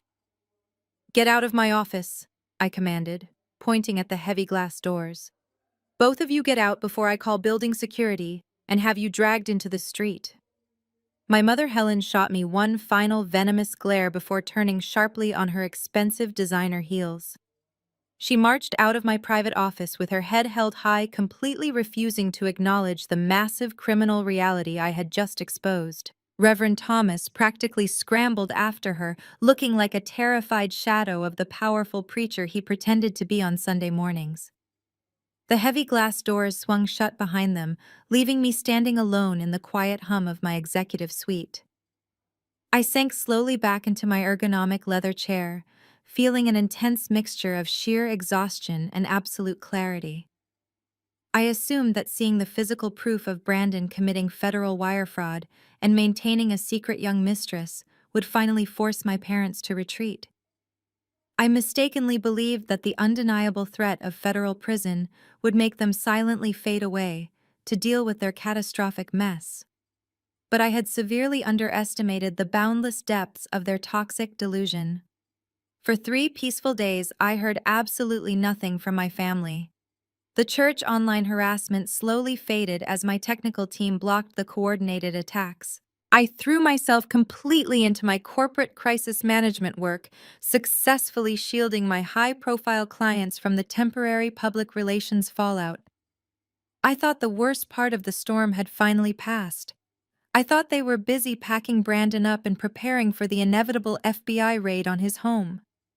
I was incredibly wrong. On Thursday morning, a nervous-looking process server walked into my sleek agency lobby holding a thick manila envelope. My assistant Sarah signed for the package and brought it directly to my desk, looking deeply concerned. "It is marked as urgent legal correspondence," Sarah stated, placing the heavy envelope right in front of me. I dismissed her with a quick nod and sliced open the top of the envelope with my silver letter opener. I pulled out a massive stack of legal documents printed on cheap, thin paper. The letterhead belonged to a discount law firm located in a rundown suburban strip mall. I began to read the formal cover letter and let out a loud, genuine laugh of pure disbelief. It was a formal cease and desist order, completely demanding that I immediately destroy all physical and digital evidence regarding Brandon and his former financial employment. The cheap lawyer actually dared to claim that my private investigator had illegally obtained the banking ledgers and that I was actively threatening Brandon with malicious corporate blackmail. But the cover letter was not even the most ridiculous part of the delivery. Attached behind it was a fully drafted civil lawsuit. Brandon was officially suing me for total control of my public relations firm. I read through the completely absurd legal claims. Brandon was formally arguing that his occasional unsolicited business advice at family dinners constituted binding corporate consulting. He claimed his profound financial expertise was the sole reason my agency had secured its largest technology clients. Because I had maliciously cut off his promised compensation without warning, he was demanding a 50% ownership stake in my multi-million-dollar company plus $3 million in immediate punitive damages for severe emotional distress. The sheer, unadulterated audacity was actually breathtaking. They were entirely bankrupt. Brandon was staring down the barrel of a massive federal indictment for wire fraud and embezzlement. Yet instead of hiring a competent criminal defense attorney to save himself from prison, he had found a desperate, cheap lawyer willing to file a frivolous civil lawsuit to try and legally steal my successful business. My parents were clearly backing this insane play, hoping to force a massive financial settlement that would magically pay off all of their terrible debts and keep Chloe living in her fake suburban paradise. They actually thought I would be intimidated by a stack of cheap legal paper. They thought I would quietly settle out of court to avoid a messy public corporate lawsuit that might scare away my elite executive clients. They fundamentally misunderstood the rules of the dangerous game they were trying to play. They thought we were playing a game of social chess where appearances mattered more than anything else. But I was not playing chess anymore. I was preparing for an absolute demolition. I neatly stacked the ridiculous legal documents and pushed them to the side of my polished glass desk. I did not feel an ounce of fear or anxiety. I did not call my corporate defense team to prepare a lengthy response to the frivolous lawsuit. I did not call the police to report the blatant extortion attempt. Instead, I confidently picked up my secure office phone and dialed a very specific number. I listened carefully before a sharp voice answered. I called my ruthless real estate attorney. I hung up the phone with my real estate attorney, feeling completely prepared for the absolute slaughter ahead. I gave him specific instructions to draft the most ironclad eviction notice permitted by the state of Georgia. I wanted my parents out of my property, and I wanted it done legally, swiftly, and without a single ounce of mercy. I left the absurd civil lawsuit sitting on my desk and shifted my focus back to my actual life. The timing of their desperate stunt was incredibly poetic because that evening I was scheduled to attend the Atlanta Corporate Excellence Gala. I was not just attending as a guest. I was the keynote honoree receiving the prestigious Businesswoman of the Year award. I arrived at the luxurious downtown ballroom wearing a custom emerald silk gown. The massive room was filled with hundreds of the most powerful corporate executives, politicians, and media representatives in the Southeast region. Crystal chandeliers sparkled overhead as waiters passed around trays of expensive champagne. I spent the first hour networking, accepting warm congratulations, and securing 2 massive new public relations contracts. When the time came, I was called to the brightly lit stage. The applause was deafening as I stepped up to the crystal podium and adjusted the microphone. I looked out over the sea of successful professionals and felt an overwhelming sense of pride. I had built my massive empire entirely from scratch despite my family constantly trying to pull me down. I began my carefully prepared acceptance speech, speaking passionately about the unique challenges female entrepreneurs face in the modern corporate world. I was just reaching the emotional climax of my speech when a sudden loud commotion erupted near the heavy brass entrance doors at the back of the ballroom. I paused and looked up. Brandon had violently pushed his way past the 2 young event hostesses. He was wearing the exact same wrinkled suit from my office lobby, and he looked completely unhinged. He marched aggressively down the center aisle, ignoring the shocked gasps of the wealthy guests. He held a thick stack of legal papers high in the air, clearly hoping to create a massive public spectacle. He wanted to humiliate me in front of the press. He wanted the cameras flashing as he served me with his ridiculous lawsuit for a fraudulent share of my company. "Here is your lawsuit, Maya," he shouted, his voice echoing loudly across the silent ballroom. "You are officially being served for corporate fraud." Several security guards rushed forward to intercept him, but I raised my hand, signaling them to stop. I did not panic. I am a master of crisis management, and Brandon had just handed me the ultimate public relations opportunity on a silver platter. I smiled warmly, stepped out from behind the crystal podium, and walked gracefully to the edge of the stage. I reached down and calmly took the thick stack of cheap legal papers directly from his sweaty, trembling hands. The entire ballroom held its breath, waiting for my reaction. I turned slowly back to the microphone, holding the papers up for the entire audience and the flashing press cameras to see.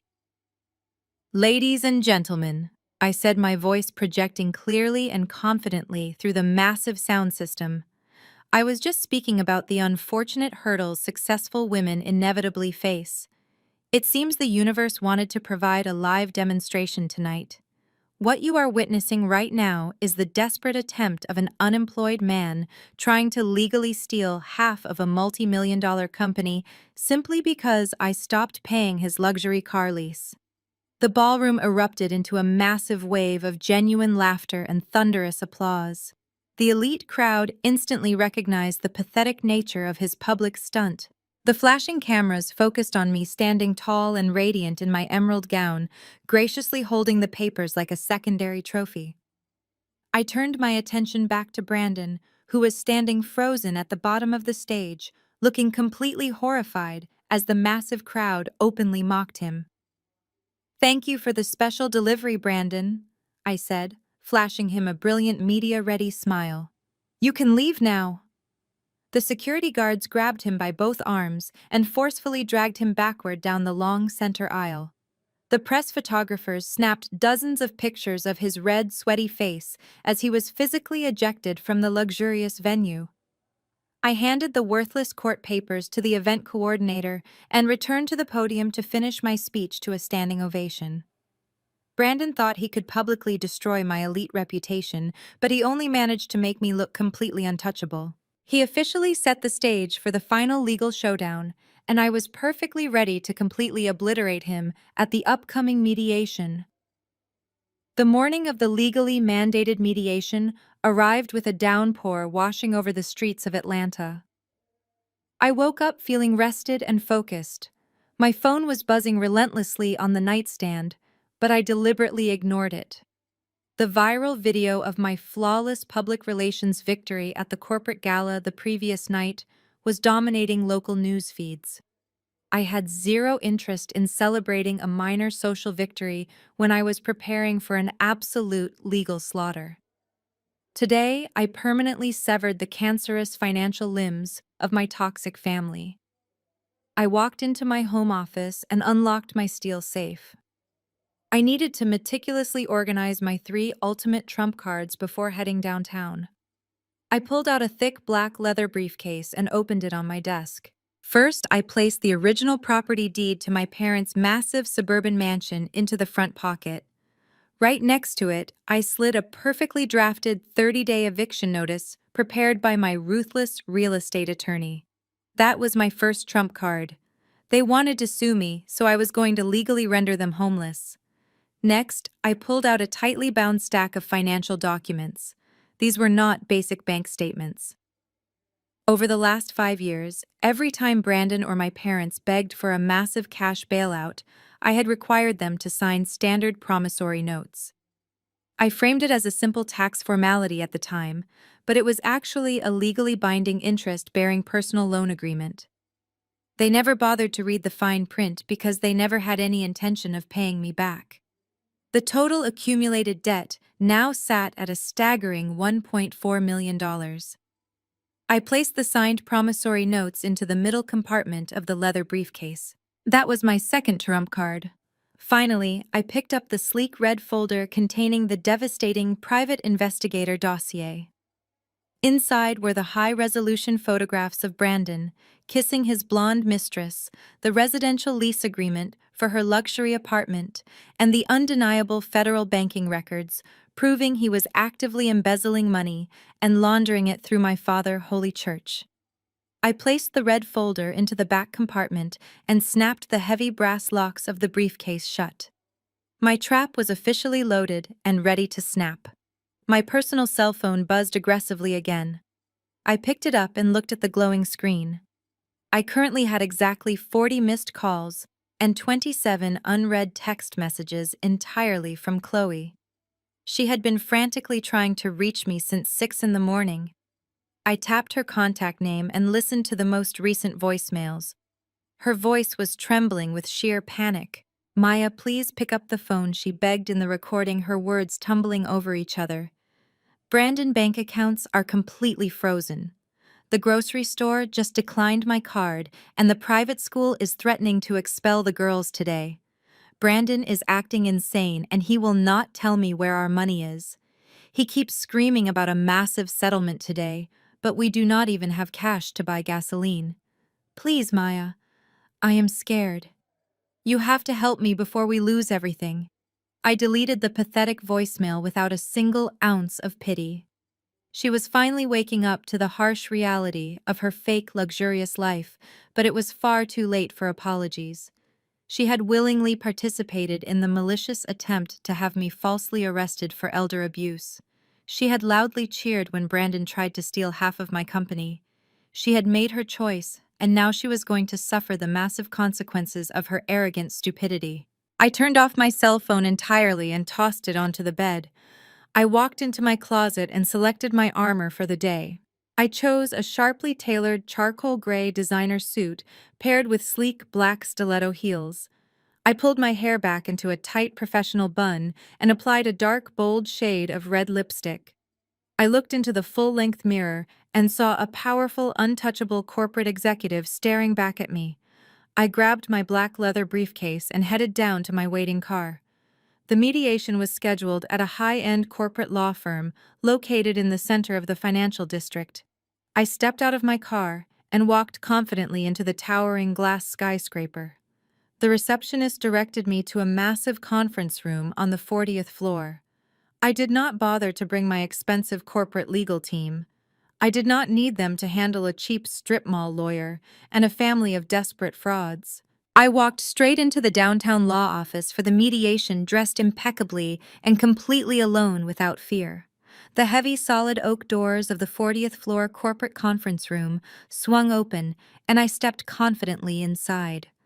The massive room featured floor-to-ceiling windows, offering a panoramic view of the gloomy, rainy Atlanta skyline. In the center of the room sat a long, polished mahogany table. My entire family was already seated on one side of the table, looking like a perfectly united front of absolute greed. Brandon sat in the middle, wearing a brand new expensive suit he undoubtedly purchased on credit. Chloe sat tightly next to him, clutching a designer handbag and shooting me a look of pure, unadulterated venom. My mother Helen and my father Reverend Thomas flanked them on either side, sitting tall and radiating an absurd level of arrogant smugness. Next to Brandon sat a short, balding man wearing an ill-fitting cheap gray suit. He was nervously shuffling a messy stack of papers. This was clearly the discount suburban lawyer they had managed to hire for their massive extortion attempt. A professional court-appointed mediator sat at the head of the long table, looking incredibly bored. He gestured for me to take my seat on the opposite side. I gracefully pulled out a heavy leather chair and sat directly across from Brandon, placing my black leather briefcase gently on the mahogany surface. I folded my hands, resting them perfectly still. I did not bring any legal representation, the mediator noted, raising an eyebrow. Are you absolutely sure you wish to proceed with this mediation entirely alone, Maya? I am perfectly capable of handling this matter myself, I replied, my voice completely calm and steady. The cheap lawyer immediately cleared his throat loudly, standing up to make his grand opening statement. He puffed out his chest, trying to look like a high-powered corporate litigator. Miss Maya, my name is Attorney Jenkins. He began, his voice annoyingly nasal.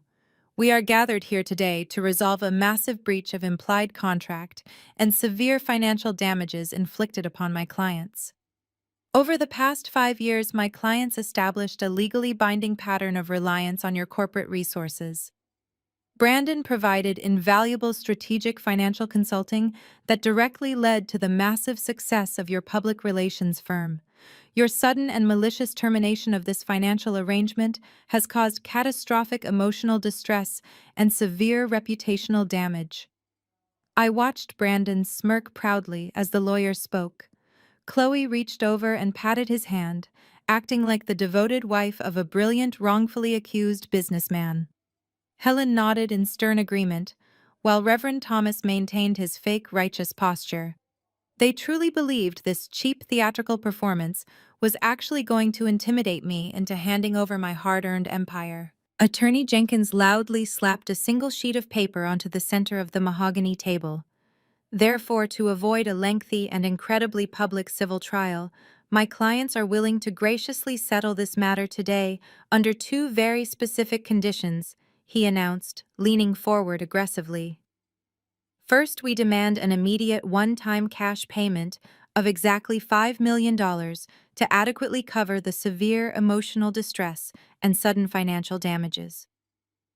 Second, we require the immediate transfer of a 30% permanent ownership stake in your corporate public relations firm directly to Brandon to properly compensate him for his massive sweat equity.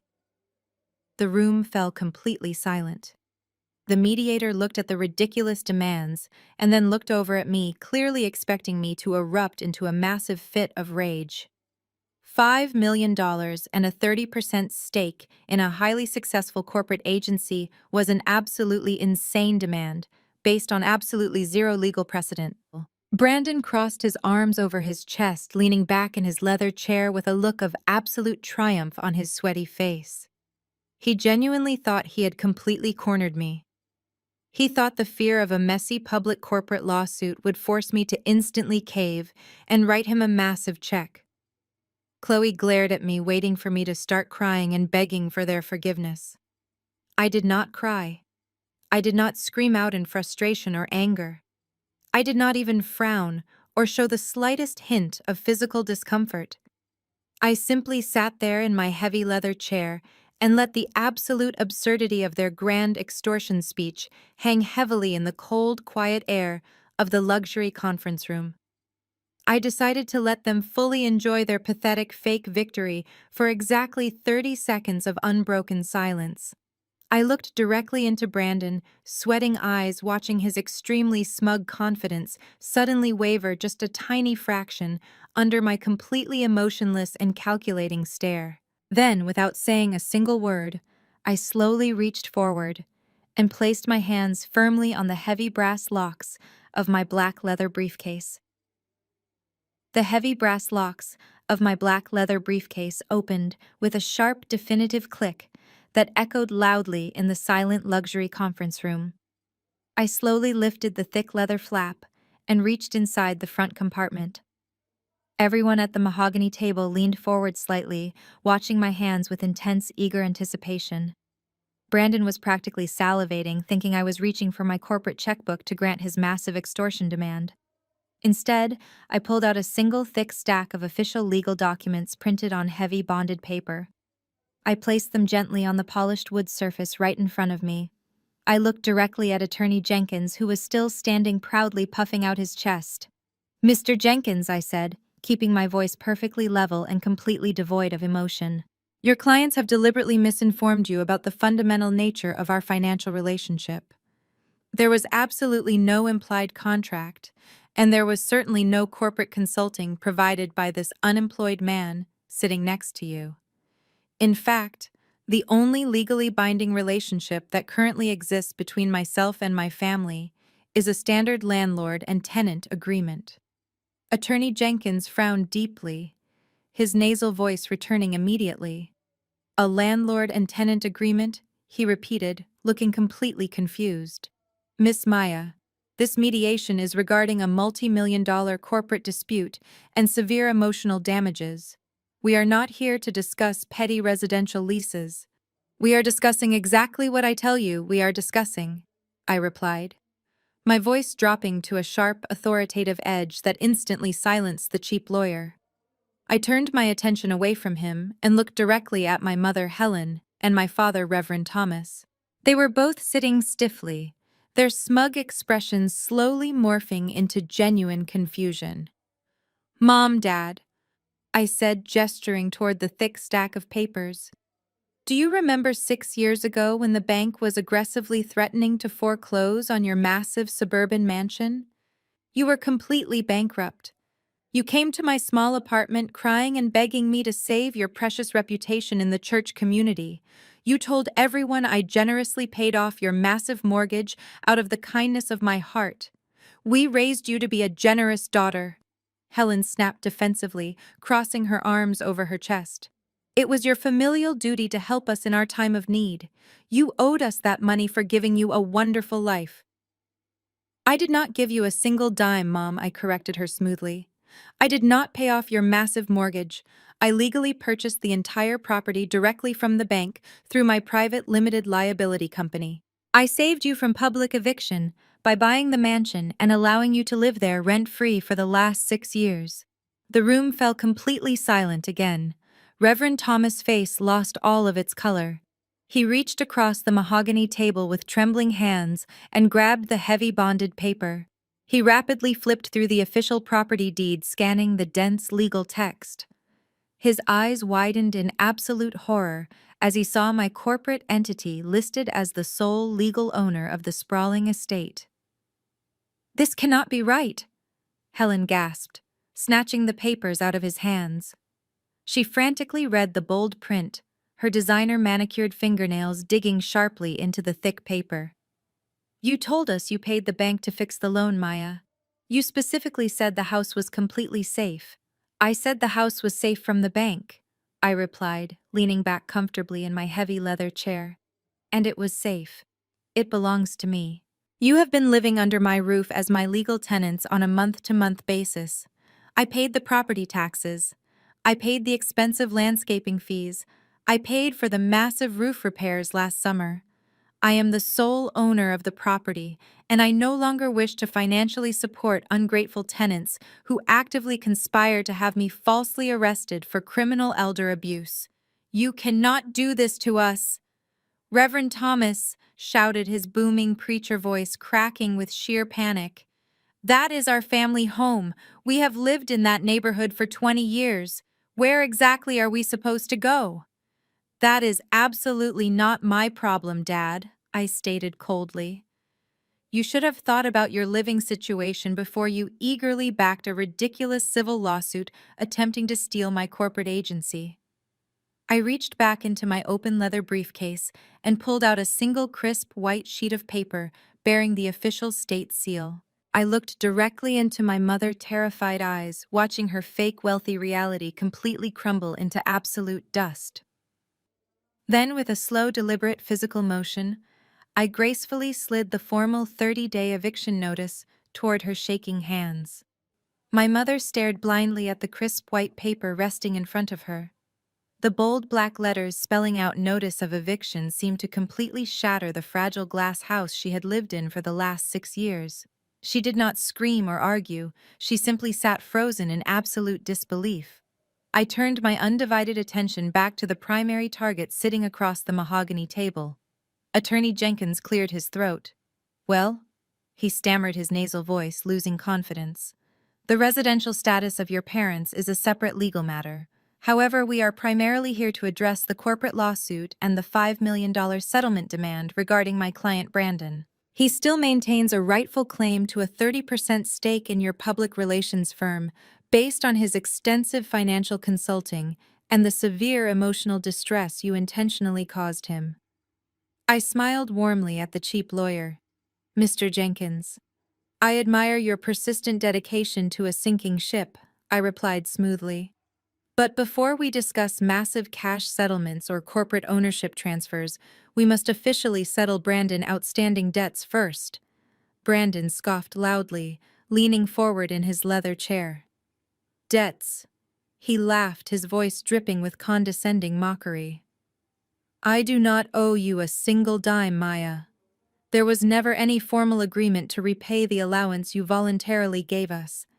It was a verbal family arrangement." I reached back into the middle compartment of my black leather briefcase. "Oh, Brandon," I sighed, shaking my head slowly.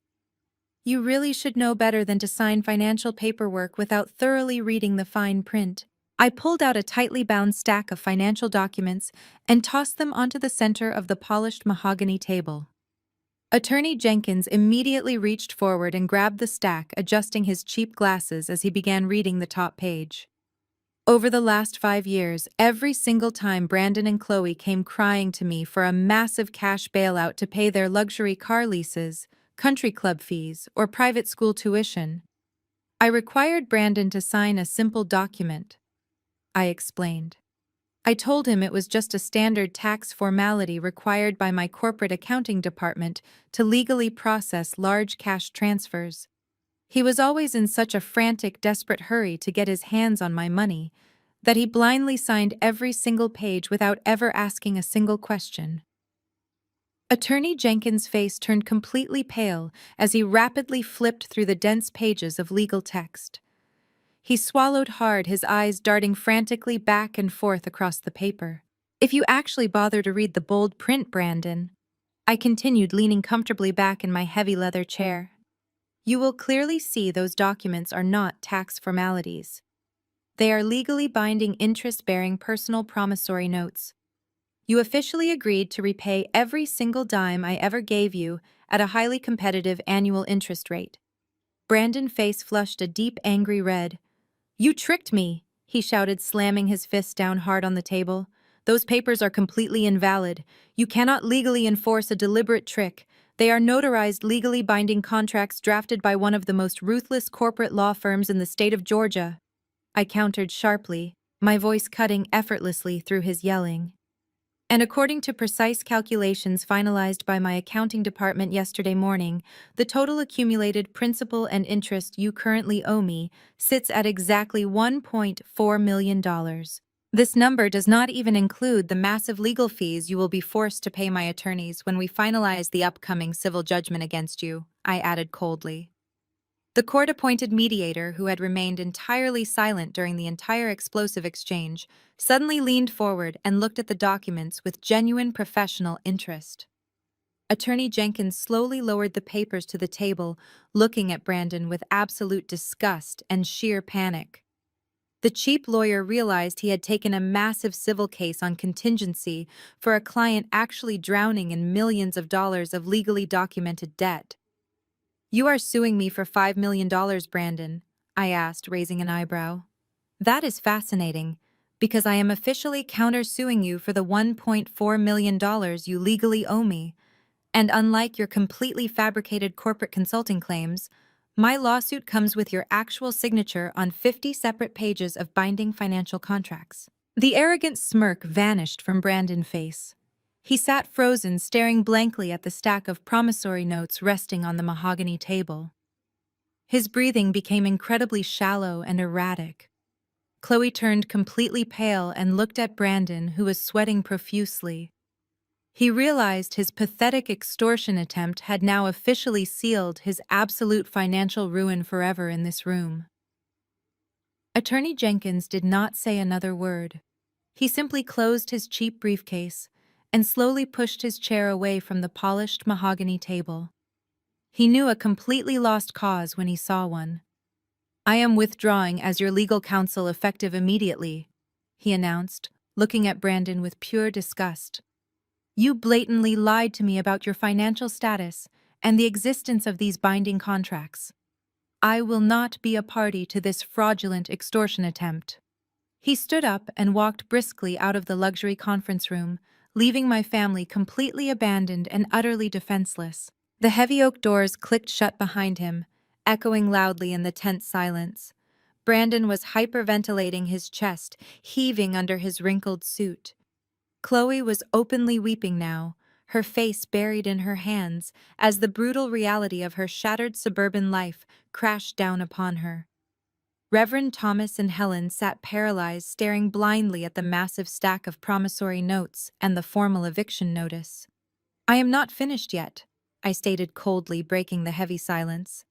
I reached into the back compartment of my black leather briefcase one final time. I pulled out the sleek red folder and placed it squarely in the exact center of the table. "You thought you could intimidate me with a cheap lawyer and a fake lawsuit," I continued, my voice echoing with absolute authority. "You thought I would quietly pay you $5 million to protect my corporate reputation. You completely forgot that I am a professional crisis manager. I do not hide from scandals. I actively destroy the people who try to create them." I opened the red folder and spread the glossy, high-resolution photographs across the mahogany surface. Chloe stopped crying instantly. She stared down at the clear images of her husband intimately kissing his young blonde mistress outside the luxury hotel. She gasped sharply, her hands flying to her mouth in genuine horror. "That is Jessica," I said, looking directly at my sister. She is 24 years old, and she lives in a luxury downtown apartment completely funded by the money Brandon stole from my corporate accounts. While you were begging me for $10,000 to save your fake country club reputation, your husband was using my money to pay her rent. Brandon buried his face in his hands, letting out a pathetic, defeated sob. But I was not done. I pushed the offshore gambling ledgers and the federal banking records toward my father. And here is the absolute grand finale, Dad, I said, my voice turning incredibly dark. These are the detailed records proving Brandon was fired for embezzling hundreds of thousands of dollars from his wealthy elderly clients. And these specific wire transfers show exactly how he illegally laundered that stolen money through your Sacred Church nonprofit tax identification number to pay off his massive illegal offshore gambling debts.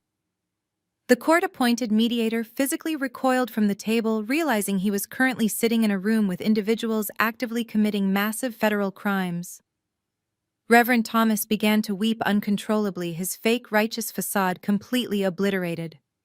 Maya, please, he begged, his voice cracking with pure terror. We can fix this quietly. We are still your family. You are a federal criminal, Dad, I snapped back. And you are a complete fraud. I have already compiled every single document, photograph, and wire transfer into a neat encrypted digital file. It is currently sitting securely on my secure corporate server, completely ready to be emailed directly to the Criminal Investigation Division of the Internal Revenue Service and the local field office of the Federal Bureau of Investigation. The sheer terror radiating from my family was absolutely palpable. They were no longer worried about luxury cars or country club reputations. They were staring directly at the terrifying prospect of spending the next decade in a federal prison. I stood up from my heavy leather chair and smoothly buttoned my tailored charcoal gray designer suit. I looked down at the pathetic, broken people sitting across from me. You have exactly 48 hours, I announced loudly, delivering the absolute ultimate kill shot. You will immediately drop this ridiculous and entirely frivolous civil lawsuit. You will all sign permanent strict non-disclosure agreements legally, preventing you from ever speaking about me or my corporate agency again. And Mom and Dad, you will completely vacate my expensive property by the end of the week. I picked up my empty black leather briefcase and walked purposefully toward the heavy oak doors. If you fail to meet even one of these specific demands by Friday morning, I will personally hit send on that email, and I will happily watch all of you go directly to federal prison.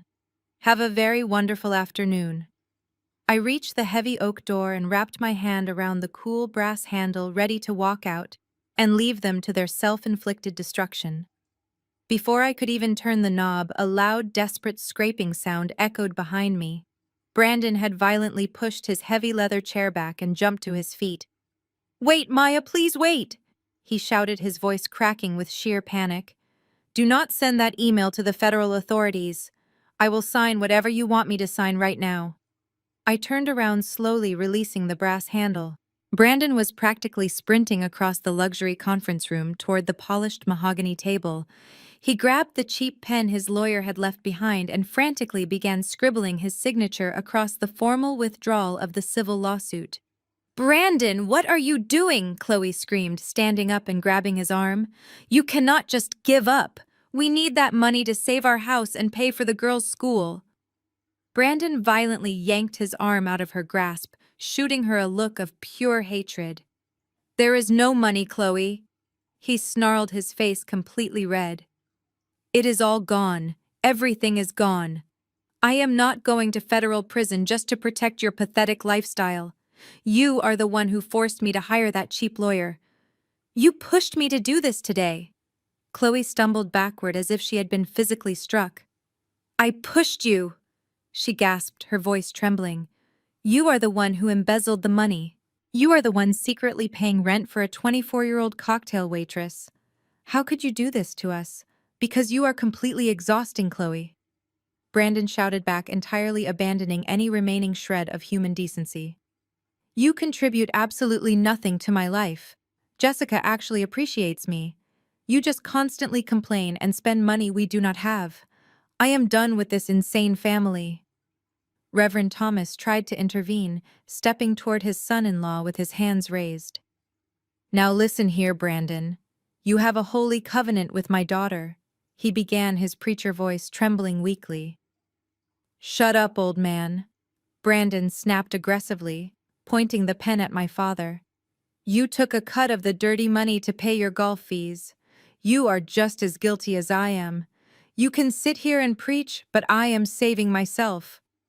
Brandon threw the signed legal documents across the mahogany table toward me. He quickly signed the strict non-disclosure agreement next, his hand shaking violently. There he breathed heavily, backing away from the table. "The lawsuit is officially dropped. I will never speak about your company again. Delete the files, Maya." I calmly picked up the signed documents, verifying his messy signature.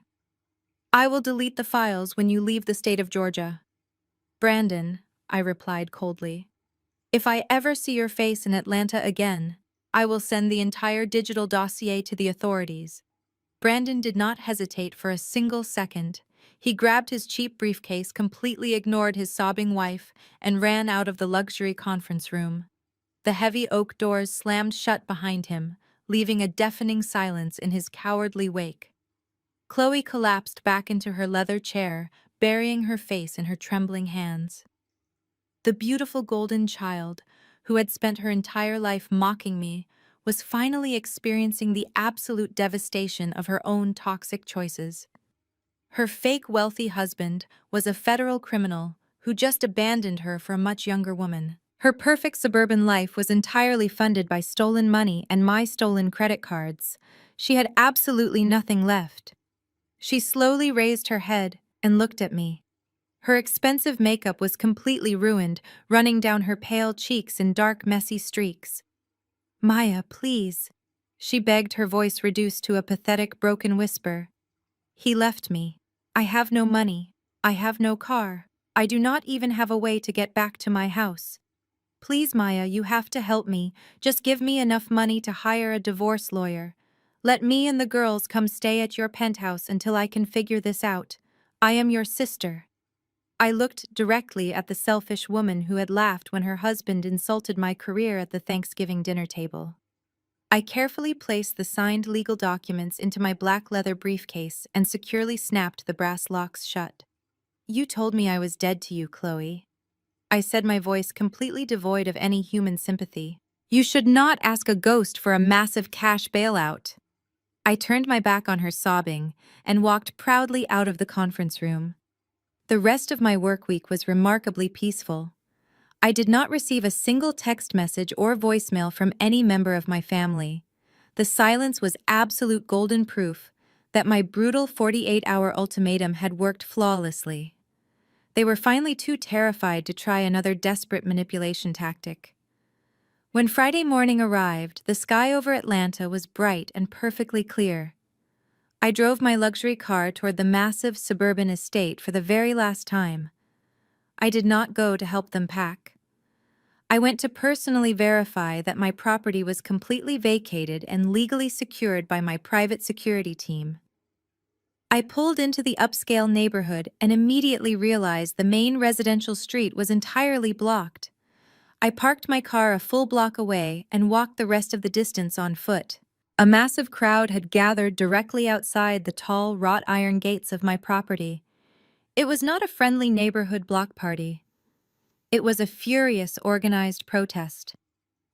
Earlier that week, a highly detailed anonymous email containing select portions of Brandon offshore gambling ledgers and the church tax fraud documents had mysteriously found its way into the private inboxes of every single elder and choir member in my father congregation. I am a professional public relations expert, and I know exactly how to quietly distribute a devastating press release without leaving a single digital fingerprint. The church community had officially discovered exactly how their generous weekly tithes were actually being spent. Over 100 angry parishioners were marching back and forth across the manicured front lawn holding large cardboard signs. One sign simply read "False Prophet," while another demanded full immediate financial restitution for the stolen congregation funds. Two large moving trucks were parked awkwardly in the wide circular driveway, surrounded by a heavy local police presence called in to maintain civil order and prevent sudden violence. I slipped quietly through the angry, screaming crowd, completely unrecognized in my casual weekend clothes and oversized dark sunglasses. I watched from the edge of the driveway as the absolute destruction of my religious empire played out in real time. Deacon Wallace. The exact same man who had angrily called my office to condemn my wicked soul was now standing proudly on the front porch holding a portable megaphone. Deacon Wallace was loudly reading an official proclamation from the church board of directors. His booming voice echoed powerfully over the angry crowd. Thomas, you are officially stripped of your pastoral title and permanently excommunicated from this holy congregation. We have formally handed all financial records over to the federal authorities for a full criminal investigation. You are a massive disgrace to this community. My father stood in the grand doorway of the mansion, completely broken. He was wearing a plain gray sweatshirt instead of his usual expensive tailored suit. He looked small, weak, and entirely pathetic. He did not say a single word in his own defense. He simply lowered his head and shuffled slowly back inside the house to continue packing his ruined life into cheap brown cardboard boxes. I stood there silently watching the hired movers load heavy luxury furniture into the trucks. Everything they had purchased with my money was being hauled away to a small, cheap apartment across town. Chloe was nowhere to be seen, presumably hiding in shame or already staying on a sympathetic friend couch. Brandon was long gone, having fled the state completely to avoid the incoming federal indictments and the wrath of his bookies. The grand suburban illusion was finally over. The heavy oak front door opened one last time. My mother Helen stepped out onto the wide front porch carrying a single taped cardboard box. She looked incredibly exhausted. Her perfect hair unraveled and her expensive designer clothes completely wrinkled. As she walked down the concrete steps, she suddenly spotted me standing quietly near the edge of the busy driveway. She stopped dead in her tracks. The angry protesters continued shouting loudly behind her, but Helen focused her attention entirely on me. Her dark eyes burned with an intense, fiery hatred that completely defied her current pathetic reality. She marched straight toward me, clutching the cheap cardboard box tightly against her chest. She stopped just inches away from my face, her breathing heavy and ragged. "I hope you are completely satisfied, Maya," she hissed, her voice shaking with pure venom. "You deliberately destroyed your own flesh and blood. You are a wicked, heartless girl, and I curse the exact day you were born. You will spend the rest of your miserable life entirely alone because nobody could ever truly love a horrible monster like you." I listened to my mother scream her vicious curse into the crisp morning air, but I felt absolutely nothing. I did not argue or defend myself. I simply turned around and walked back to my luxury car, leaving her standing on the concrete steps holding her cheap cardboard box. Her hateful words vanished into the wind, completely powerless against the unshakable peace I had finally secured. 6 months quickly passed, and the harsh reality of their brand new lives officially settled in. The massive suburban illusion was entirely replaced by the brutal consequences of their own actions. Chloe was forced to desperately enter the workforce for the very first time in her adult life. She managed to secure a minimum wage retail job at a massive discount department store in a rundown strip mall. The former golden child who used to spend her afternoons sipping expensive mimosas at the exclusive country club was now spending 8 hours a day standing on her swollen feet, scanning cheap plastic merchandise. She wore an ugly, stiff polyester uniform and a scratched plastic name tag. One Tuesday afternoon, a particularly difficult customer began screaming at Chloe over an expired discount coupon for paper towels. Chloe had to stand there and silently take the vicious verbal abuse, biting her tongue to keep the only pathetic paycheck she had left to feed her daughters. Her perfect manicured nails were gone entirely, replaced by cracked skin and pure exhaustion. Brandon was living an even darker nightmare. He never made it very far out of state. He was currently hiding in a cheap, filthy motel, on the absolute outskirts of a neighboring city, constantly looking over his shoulder. The young blonde mistress Jessica had immediately dumped him the exact second she realized his bank accounts were frozen and the luxury rent checks had officially stopped arriving. Now Brandon spent his miserable days aggressively dodging threatening phone calls from both his angry illegal bookies and relentless corporate debt collectors. Every single time a loud, heavy vehicle drove past his dingy motel window, he jumped violently, terrified that the federal authorities had finally tracked him down to serve his impending criminal indictment. He was a completely broken, paranoid shadow of the arrogant finance broker he once proudly pretended to be. My parents were forced to move into a tiny, cramped two-bedroom apartment on the undesirable side of town. The walls were incredibly thin and the old plumbing constantly leaked. Reverend Thomas spent his quiet days sitting silently in a worn-out fabric recliner staring blankly at a small television. His massive church congregation had completely abandoned him. His former devoted followers now actively crossed the street to deliberately avoid walking near him if they accidentally spotted him in public. Helen tried to maintain her arrogant superiority, but her entire social currency was completely bankrupt. When she visited the local discount grocery store to buy cheap canned food, she unexpectedly bumped into Sister Margaret from her old church choir. Helen offered a fake bright smile, hoping for a friendly, familiar interaction.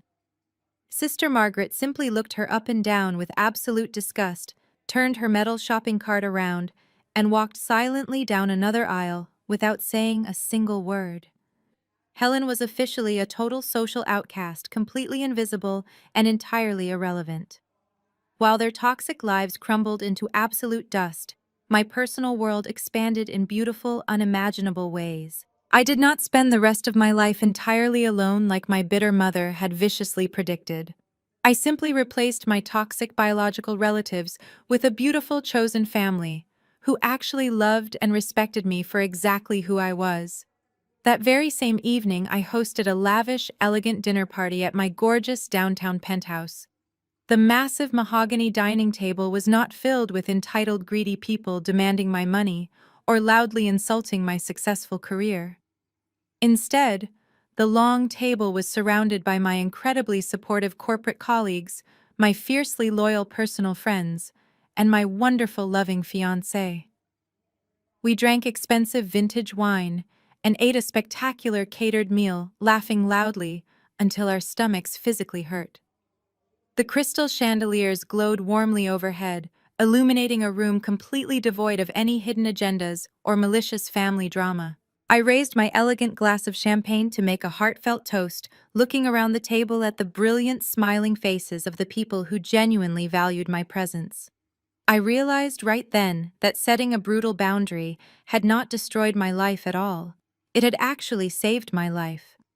The incredible joy echoing through my beautiful home was the absolute ultimate victory against the miserable people who tried to break me. I finally had the beautiful, peaceful, and wonderfully loving chosen family that I had always truly deserved to have in my life forever. 1 full year later, the profound peace I cultivated in my life only continued to flourish and expand. I sat comfortably on the velvet sofa in my penthouse on a quiet Sunday morning. The early sunlight streamed brightly through the massive floor-to-ceiling windows overlooking the sprawling Atlanta skyline. My public relations agency had recently secured 3 major international corporate contracts, effectively doubling our annual revenue. I was physically healthier, mentally sharper, and emotionally stronger than ever before.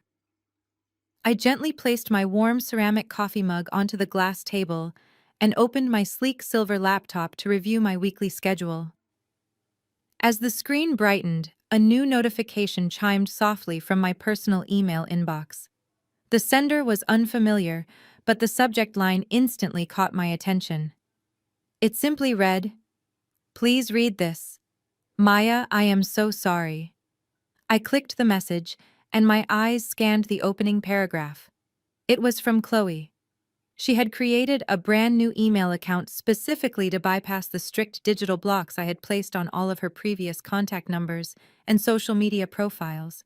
Her message was incredibly long, stretching far down the glowing screen in a massive, desperate block of text. Maya. I know you probably hate me, the email began. I know I did terrible, unforgivable things to you. Brandon completely ruined my life and left me with absolutely nothing. I am working 2 terrible jobs just to keep a cheap roof over my head. Mom and Dad will not even speak to me anymore because they blame me for losing the big house. I have had an entire year to think about how awful I was to you. I was so incredibly jealous of your success, and I let my own pathetic insecurities completely destroy the only real sister I ever had. I kept my face blank as I skimmed the next few sentences.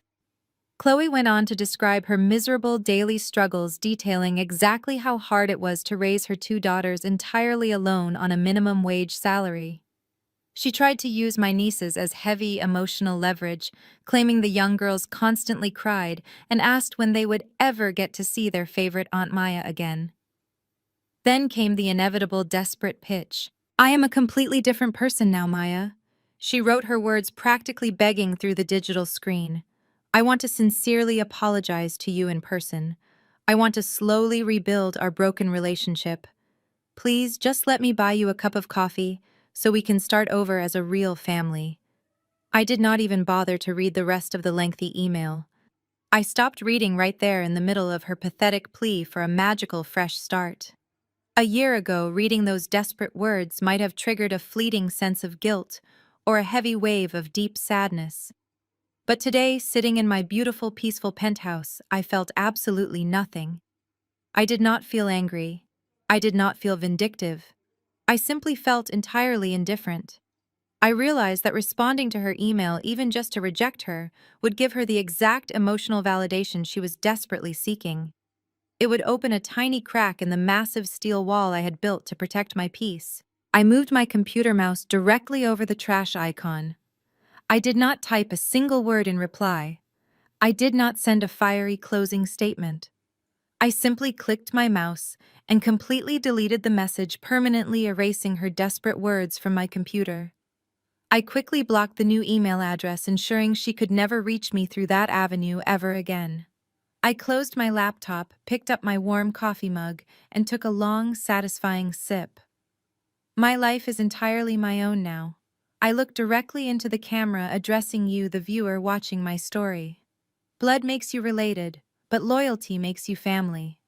We are socially conditioned from birth to blindly forgive the people who share our genetics, no matter how severely they disrespect, abuse, or betray us. We are constantly told to keep the peace and be the bigger person. But I learned the absolute hardest way possible that staying completely loyal to toxic people only ensures your own destruction. My parents and my sister actively chose their own greed over my well-being. They tried to steal my hard-earned success and throw me into a federal prison to protect a criminal. Cutting off their financial access was just the beginning. Completely cutting off their emotional access to my life was the ultimate triumph. Sometimes the biggest blessing is taking out your own trash. Have you ever had to cut off toxic family members? Let me know in the comments. The story of Maya offers a profound and often painful lesson. Sharing DNA does not automatically entitle someone to your life, your resources, or your peace of mind.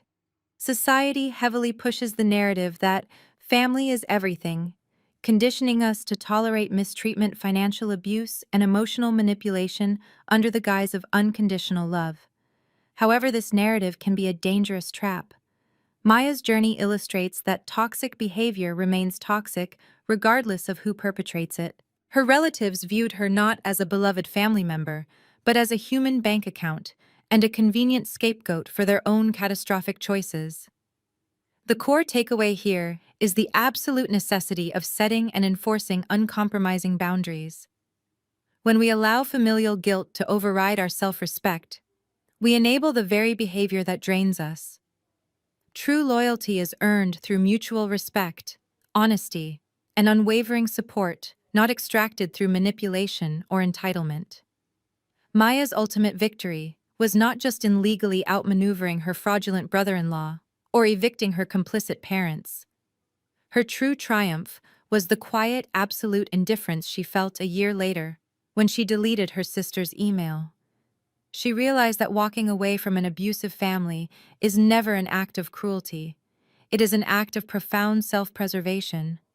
You cannot heal in the same environment that broke you, and you cannot thrive while tethered to people determined to drag you down. We all deserve a chosen family that celebrates our success rather than exploiting it.